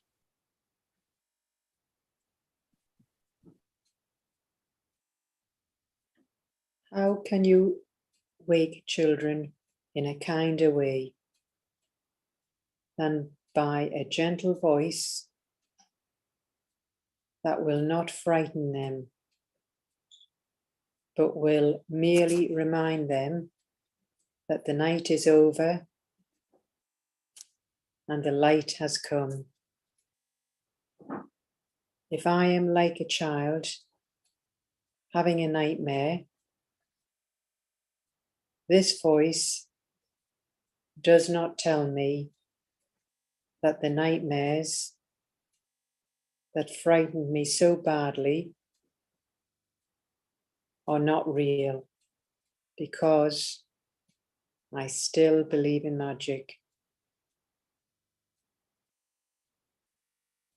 It merely reassures me that I am safe now. Then it trains me to recognize the difference between sleeping and waking. So I will understand I need not be afraid of dreams. And so when bad dreams come,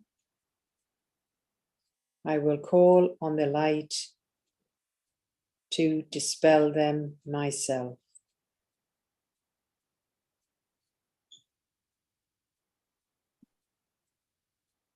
So it is.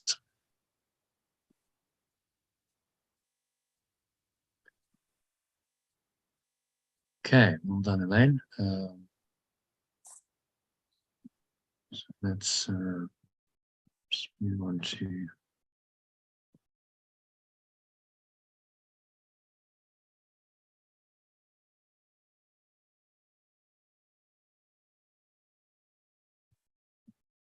number 3.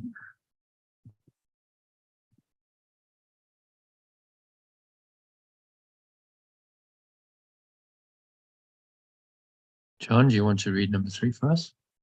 Yep. Okay.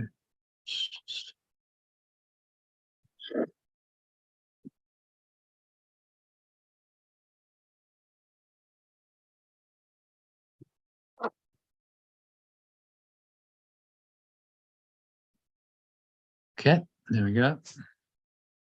A wise teacher teaches through approach, not avoidance. That'll be the same. Yeah, let me just Teacher. go grab this.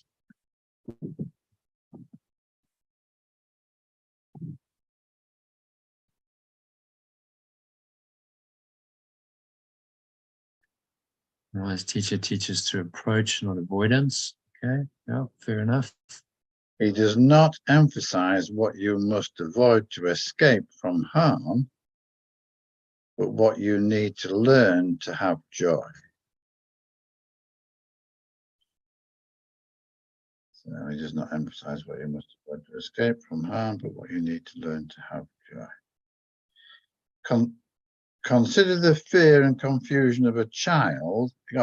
Consider the fear and confusion a child would experience if he were told, do not do this because it will hurt you and make you unsafe. But if you do that instead, you will escape from harm and be safe, and then you will not be afraid. Okay. It is surely better to use only 3 words. Do only that. This simple statement is perfectly clear, easily understood, and very easily remembered. Okay, yeah, not much translation there. Related to the previous paragraph. Yeah, very So much. what's he saying there? Let's just get. What's he saying in paragraph 3? Saying don't make life complicated for children because they need to understand things in simple terms. So don't say what you shouldn't do, just say, simply do this. And obviously we're the children in the analogy. So instead of complicated instructions, do not do this, do only that. Just trying to simplify it. So do only that. Just go to the light. Listen to the light only. Yeah. And this is perfectly clear, easily understood, and very easily remembered.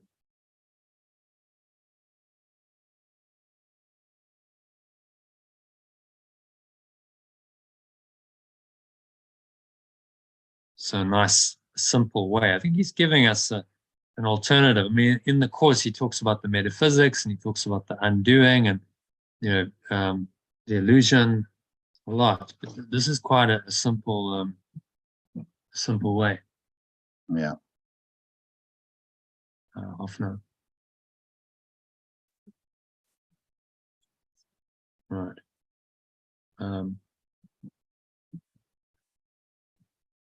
So just give me a moment. It's going to be.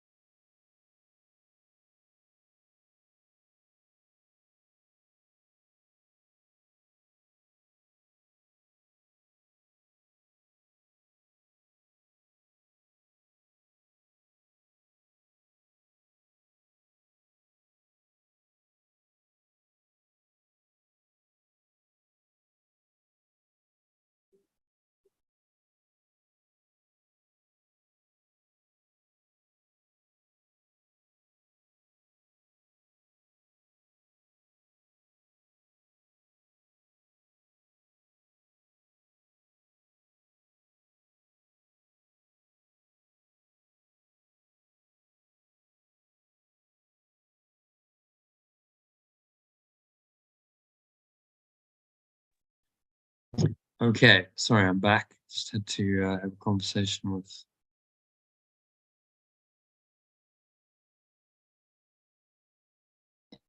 Deborah quickly. All right. So can we personalize this? Yep. So a wise teacher teaches through approach, not avoidance. It's just busy saying that, so let's just say that. Okay. You better leave he does not emphasize what you must avoid to escape from harm, but what you need to learn to have joy.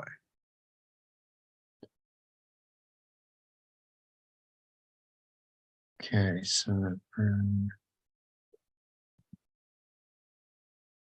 approach.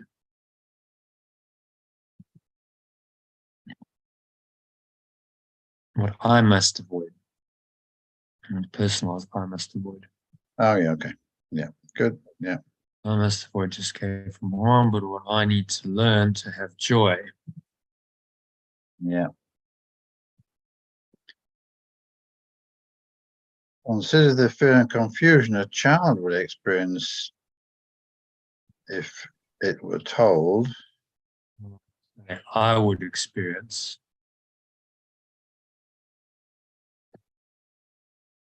Okay. All right. Okay. I would have experienced. Experience. Would have experienced as a child. If I were told. Relating it to personal experience. I'm told. Do not do this because it will hurt. Do not do this because it will hurt me and make me unsafe. No. We're keeping it as you because it's what I'm being told. Ah, yes, and By some teacher, yeah. Yeah. Will hurt you and make you unsafe. So you will escape from harm and be safe, and then you will not be afraid. Okay.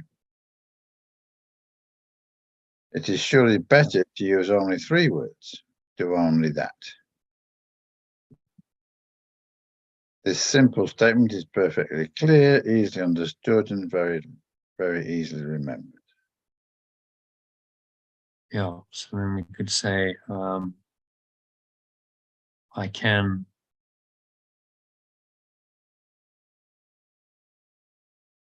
simple statement is perfectly clear. So I can easily understand and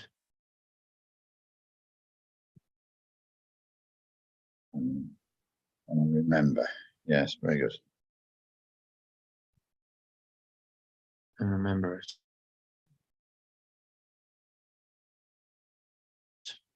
Right. Just read it from the top, make sure that's okay. Yeah, a wise teacher teaches through approach, not avoidance.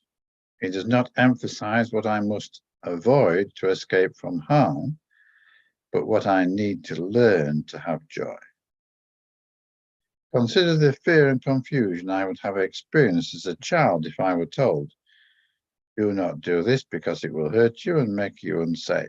But if you do that instead, you will escape from harm and be safe, and then you will not be afraid. It is surely better to use only 3 words. Do only that. This simple statement is perfectly clear, so I can easily understand and remember it. Yeah, I think it's ready to roll. Page down. Work that in there. Okay, so who's that one? Okay. So just take a nice deep breath in, and just allow these words to come in to your mind, to drop into deeper part of your mind, repeat them in the gaps between words and sentences that John leaves after he reads each phrase or sentence. Okay, so take it away, John.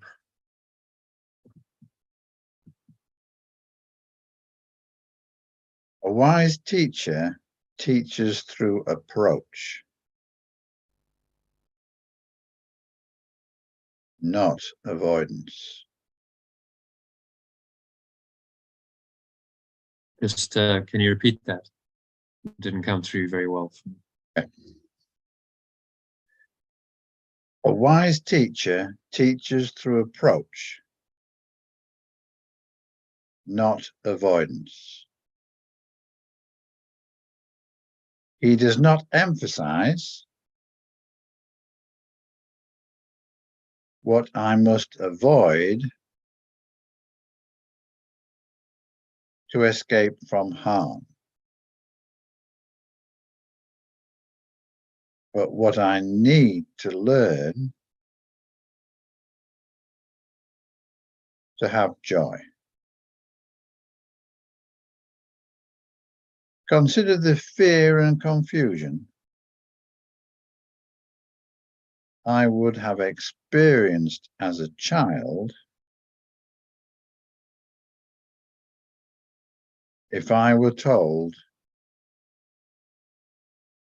do not do this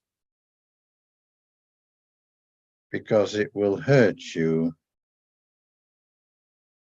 and make you unsafe. But if you do that instead, you will escape from harm and be safe, and then you will not be afraid. It is surely better to use only 3 words. Do only that. This simple statement is perfectly clear, so I can easily understand and remember it.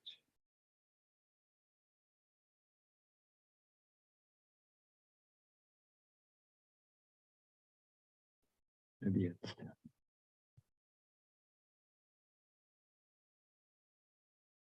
Okay. So I think that's number 3 done. Actually, I didn't want to do that. I've already done that. So let's go back up to delete all the stuff relevant. Okay, so number 4.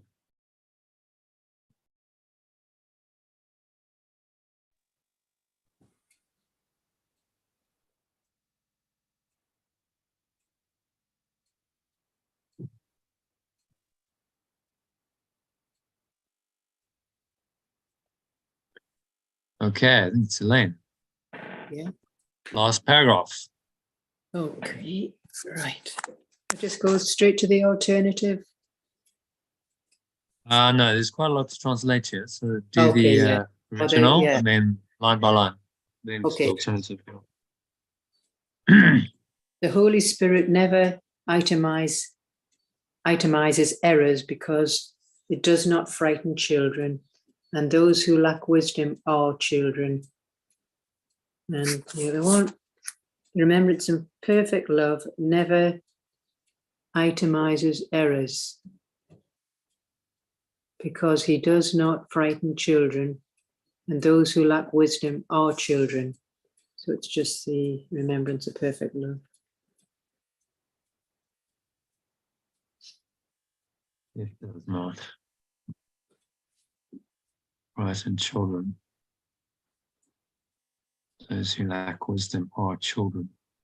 Okay, so saying we're like children spiritually speaking, because we lack wisdom at the moment anyway. Okay, yet he always answers their call. Yet he always answers their call. and his dependability makes them more certain. Yet he always answers their call, and his dependability makes us the same. No, it's going to be it. Oh, So it always, because oh, an it, not a. yeah. It's a memory, really. It's not perfect. It's not male or female at all, is it? It's not masculine. It's just a memory of perfect love. So yet it always answers their call, and its dependability makes them more certain. Yeah. So if we call on it, it's always going to answer us. If something's always answering you, then you can depend on it. Mhm. Yeah, you start to have faith and trust in it. Yeah. Children do confuse fantasy and reality, and they are frightened because they do not recognize the difference. And children do confuse fantasy and reality, and they are frightened because they're same. It's the same. Yeah.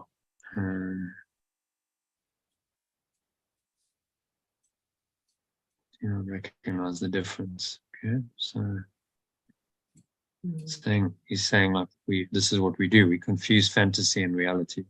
Mm. And we're frightened because we don't recognize the difference. We think the fantasy is reality. Yeah. Okay, number 4. The Holy Spirit makes no distinction among dreams, and the remembrance of perfect love makes no distinction among dreams.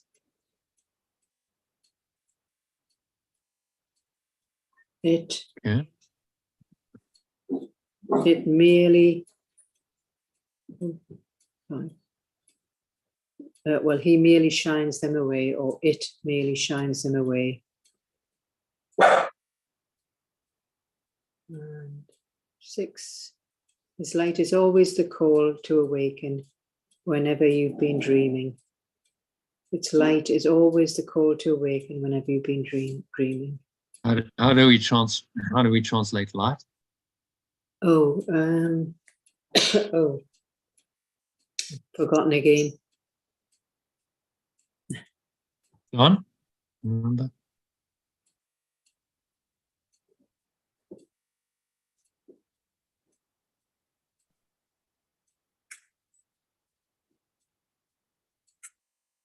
It's awareness. Oh yeah, you said yesterday as well. Memory. Awareness. Light yeah. is awareness. Yeah. It's a whole awareness. It's whole awareness. It's words, or true awareness, whole awareness, or true awareness, or pure formless awareness, just depending on the context. Yeah. It's pure formless awareness. It's always the call to awaken. Yeah. So whatever you've been dreaming. So let's maybe just change that. Say whatever you've been dreaming.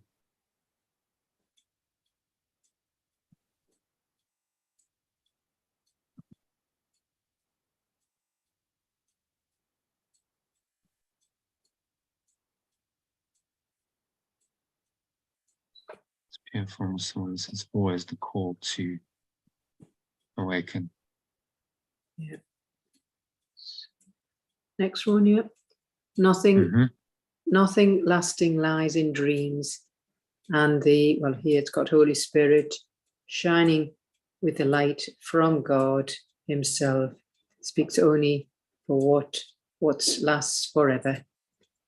So there's, nothing lasting lies in dreams, and the remembrance of perfect love shining with the light from pure formless awareness. Perfect love itself speaks only for what lasts forever.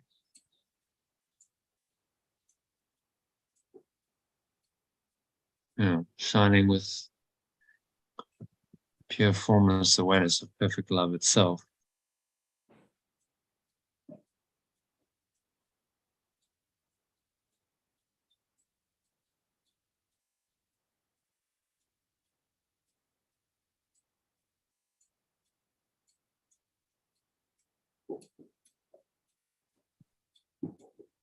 Speaks only for what lasts forever. Okay, let's just summarize that first. So what's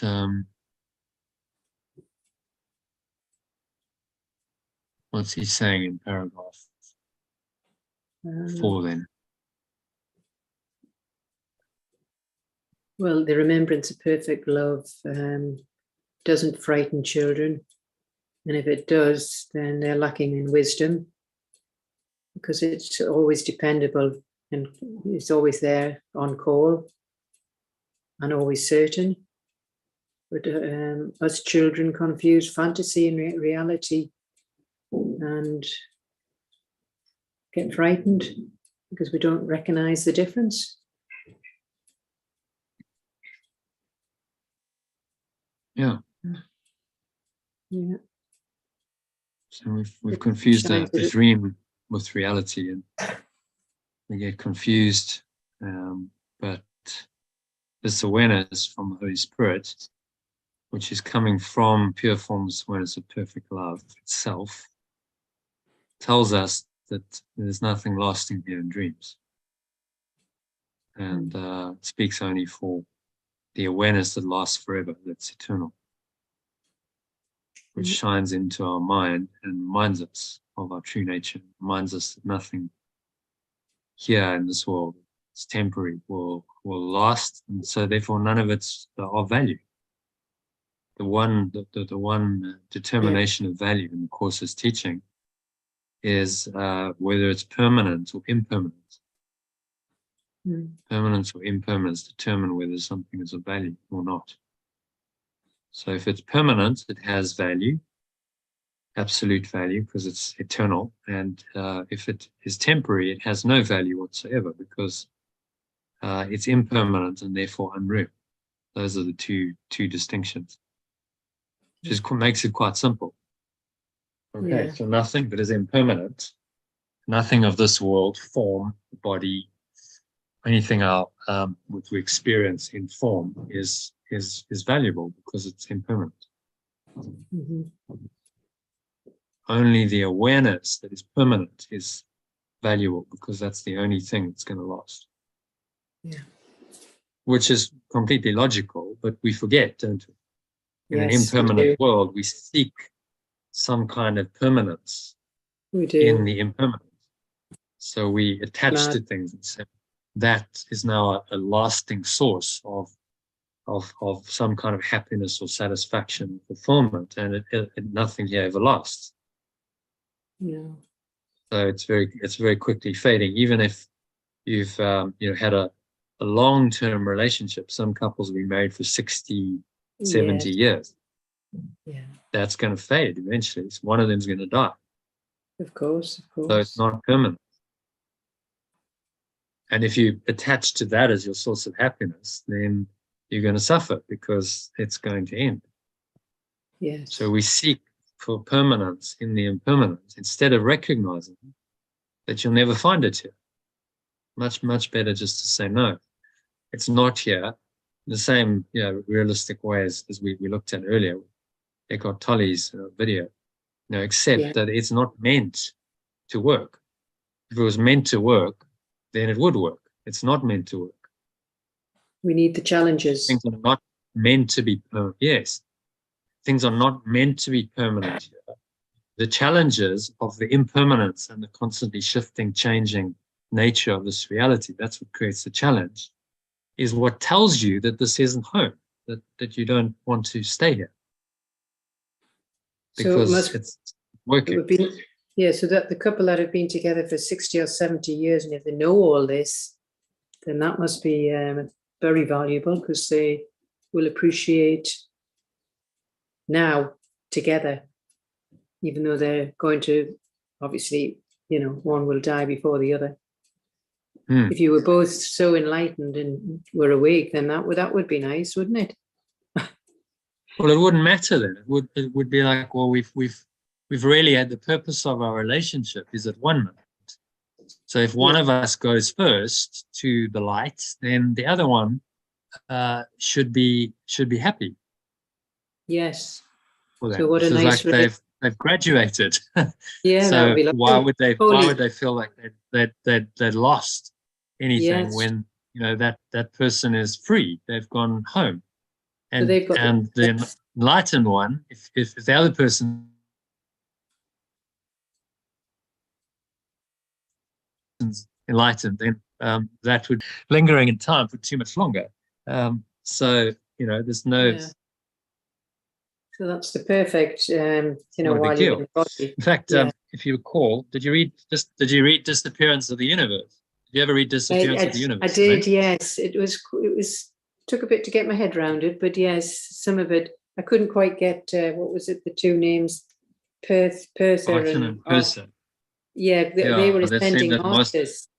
Yeah, so I didn't Yeah. quite get So that. one of them, I remember the story was that they were together as a couple in their final life, Right. and Arton, who was the male, he stayed on. So Persa passed away sooner than he did. She left her body, Right. and he was Right. left for a few years on his own. Right. But he said that was exactly the final forgiveness lesson that he needed in order to transcend the ego completely, was to Right. let go of that sorrow and sense of loss. Because they were in a holy relationship. They were awakened, but obviously not 100%. Well, I think she'd kind of got there according to it's all a story where, all story set in the future. So we're talking about it like it's the past, but it's the future. Yeah. But in the story, in the book, she'd awakened. Her last sort of 10 years of life were, in an enlightened state. And he wasn't quite there, a little bit behind. But the final lesson he needed was her death. And then he's left alone for the last few years of his life to live it out on his own. Right. And that was his last forgiveness lesson, because he had to let go of that and recognize that actually, the truth is still true, God is still there, and there is no sense of loss. And he did that, and that was his final, letting go lesson, which then. So what was the bit where Gary Reynolds kept sort of every now and again getting them appearing in his living room? Was that some sort of dream? Because where they would come together. The idea was that they're awakened masters, so they can pop in and out of form as they choose, and they came to give him a message. So they, appeared in his living room or wherever. That's the story. Personally, I don't think. I think it was a device. I think he made them up, and he used that. I couldn't quite. He used that as a device to write the book, because it was quite an engaging conversation with two ascended masters, and of course, no one's ever seen them. It's like, well, they only ever appeared sort of, whether they ever arrived. He didn't keep the tapes, so. Yeah. So it was obviously. There's no proof that they were there. No. Yeah. So I got a bit confused with the book, but I did stick through it. Well, there were some good pointers in it. I think it was a good teaching device. Yeah. Whether you believe it happened in so-called reality or not is debatable. It's disputable. I did struggle with that. Yes, I did struggle with that. But it doesn't necessarily matter that much, because in the end, it's about the teaching. It's about the message that got through the device of the ascended masters, and the way it was structured is more conversational style, is quite helpful to understand the course. Right. Yeah. I know there's some very useful pointers in there. For first-time people, it's a great, useful pointers. Yes. And yes. Said in vernacular, and there's a bit of a sense of humor. He's got a bit of sense of humor, and so it's an easier read than just diving straight into the course. As an introduction. So. It was a good book. It is. But just some bits that didn't get. His final lesson was Arsen's final lesson was death. The impermanence of a partner.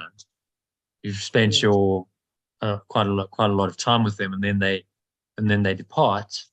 It can be devastating for people. Oh, But yes. Yeah. it's crazy that they devastated because it was never going to last. We know Yeah, that everyone dies. it So is. why do we then expect that it's going to last if you I know that don't know. death comes? Well, it's delusional, isn't it? It is. It's a fantasy. You think it's going to last forever, and of course it's not going to last forever. No, no. So you have Like, to accept that it's not going to last forever. And the only thing that does last forever is this awareness, God, Yeah. pure form, awareness, the perfect love. So go there for your happiness and your certainty and your safety. And if you can experience that other person as that awareness, then you have, it's called a holy relationship. yes. And then you're seeing beyond the form of them. So when they die, the form dies, the body dies. You recognize nothing's really gone because they were just that awareness, which was formless So anyway and could you timeless, have and that awareness is in you. so you can have a holy relationship with the dog? I know it's a stupid Yeah. question, but I do. Yeah. I've got Anything. a dog next to me now. Yeah. It's obviously 15 years this year, so I know her time will be soon, and I'm just Yeah. making the most of her. Is Yeah. that yeah, just Yeah. enjoying So it's your attitude, your attitude to the dog is a forgiving one, saying, I'm not attached to your form. I'm not clinging on and going, oh, well, let's keep you going for as long as possible. No. Because that's delusional. I'm enjoying the time, very present, so, it almost, if you interpret it correctly, it's quite sweet because Yes. it makes you really focus in the moment. Appreciate her. Yes, that is what I'm doing. Appreciate and say, okay, this might be the last walk ever. So let's really appreciate the walk together. Which is what I'm and doing. be together. Yeah. 15 And years. so it can bring you more into the present moment and getting more enjoyment than you would have because you're not taking it for granted. Very true. So you can perceive it correctly. And then, when she goes, there's no suffering. Yeah. You don't suffer. Yeah. She doesn't suffer. She'll be put down or, die a natural death. But normally dogs, get put down because they just can't, function anymore. And then like you're there with her and it's going to be a very peaceful transition and off she goes.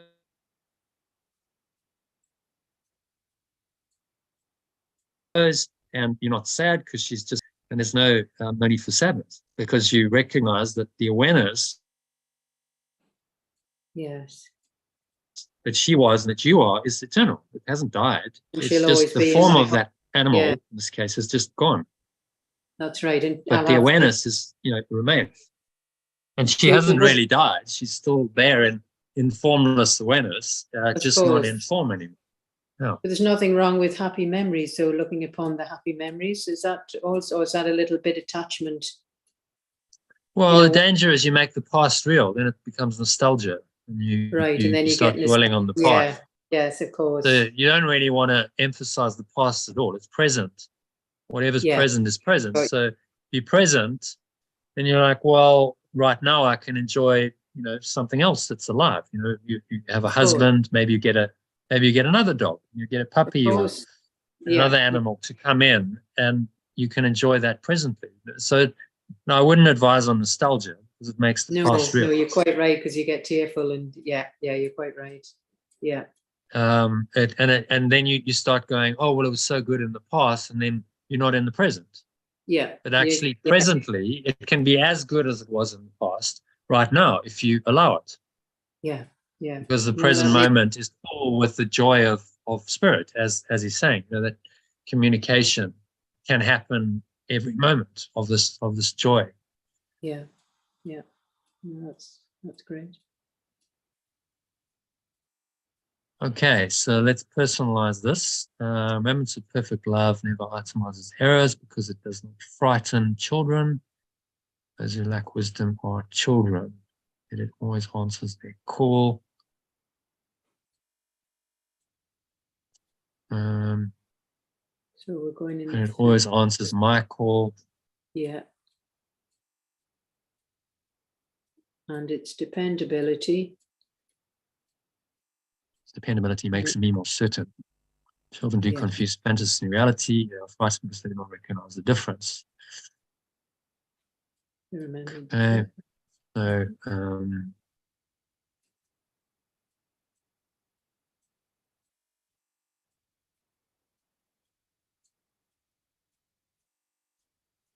Could just leave that as it is. Yeah.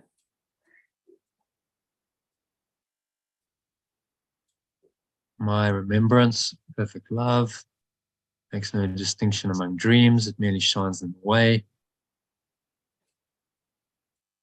Whatever I have been dreaming,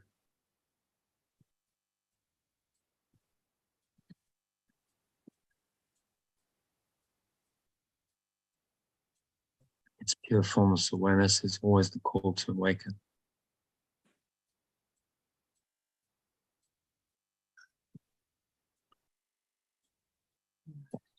Always, Yeah. That's it. always my call Oh, yeah. to awaken.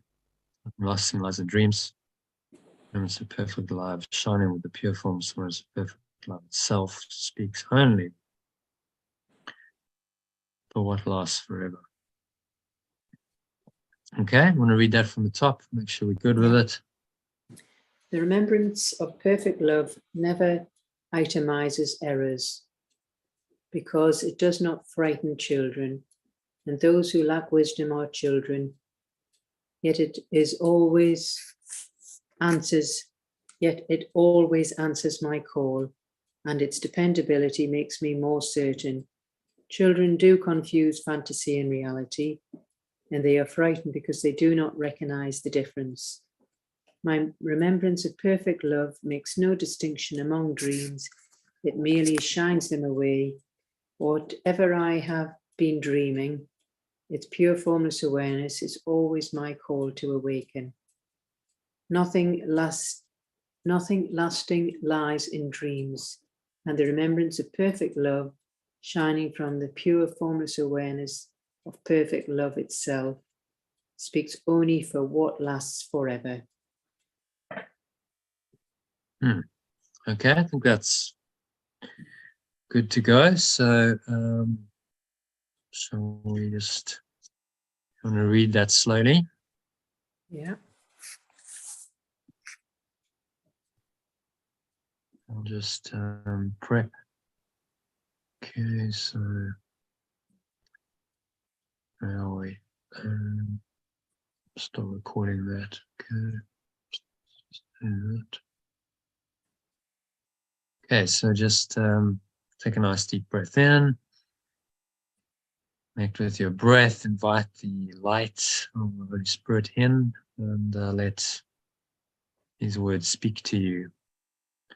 So Elaine reads them, and just say them in the gap between words and phrases and sentences as she leaves it.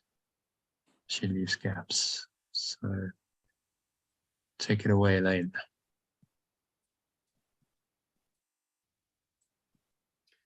The remembrance of perfect love never itemizes errors because it does not frighten children, and those who lack wisdom are children. Yet it always answers my call, and its dependability makes me more certain. Children do confuse fantasy and reality,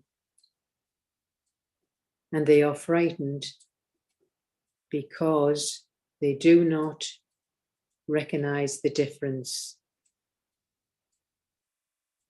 My remembrance of perfect love makes no distinction among dreams.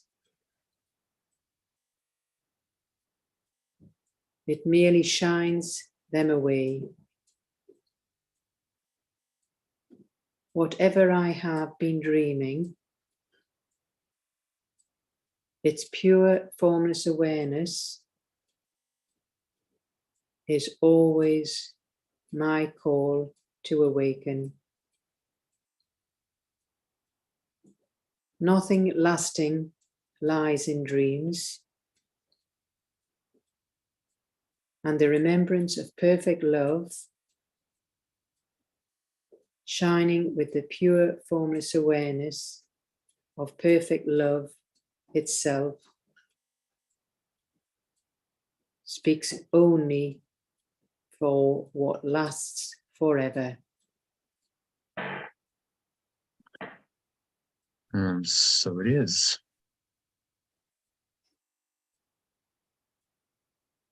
All right. So I think that is the section done for today. Any comments or questions on that? Good job. It's a precursor. Yeah. This is just Resonates these. with me. Yeah. I think it's good, John.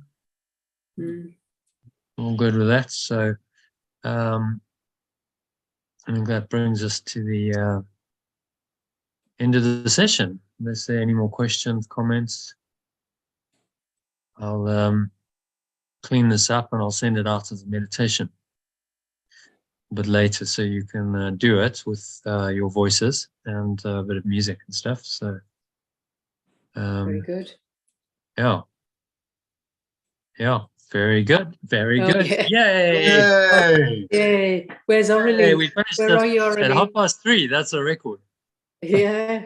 Yeah, excellent. It was only 4 paragraphs, but thank goodness it wasn't a 12-paragraph monster. Yeah. Let's just look ahead. Just want to have a look quickly and see what tomorrow's doing. So where are we? Essence of the Holy Spirit. So this was the intro to this section. So then it goes to have, give all to all. So this is that's 1, 2, 3, 4, 5, 6. Okay, so 6 tomorrow. Then to have peace, teach peace, to learn it. So we're going to split these into. You're going to read one of these each day. Right. That one's a longer one. That one's 9. And then be vigilant only for God and His kingdom is 7, 8. That's quite a long one. 10. So tomorrow is tomorrow's Friday, isn't it? Yeah. Tomorrow's 6. Yeah. Friday. So Saturday you'll do the middle one on your own, and then Sunday, yeah, I'm not going to be able to do the Sunday session because it's Gabriel's birthday this Sunday. So I just can't make time, sadly. No. So you'll need to read we'll do the A tomorrow, and then B and C will be your reading for the weekend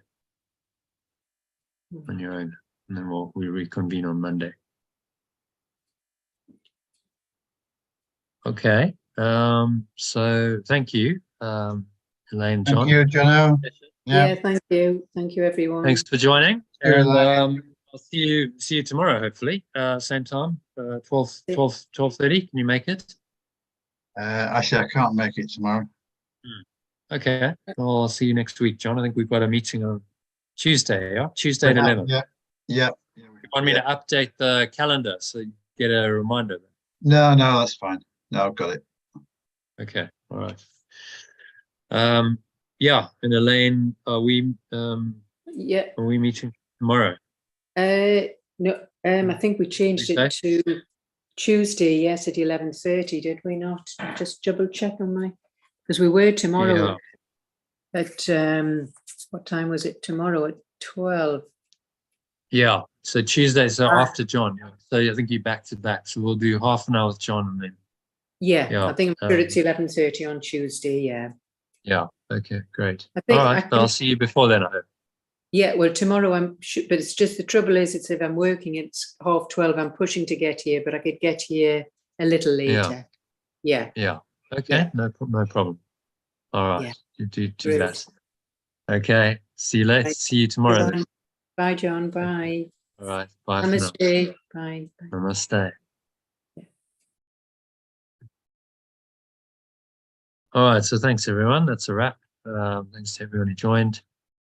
I'll see you tomorrow. Same time, 12:30 UK time. That's 1:30 SA time. 2:30 SA time, 1:30 French time. And in the meantime, practice today's lesson. I'll send out the recording of this meditation we did this evening for you to listen to, so that you can practice this, and also send out the document that you can read. So wish you good practicing and a very peaceful flowing day.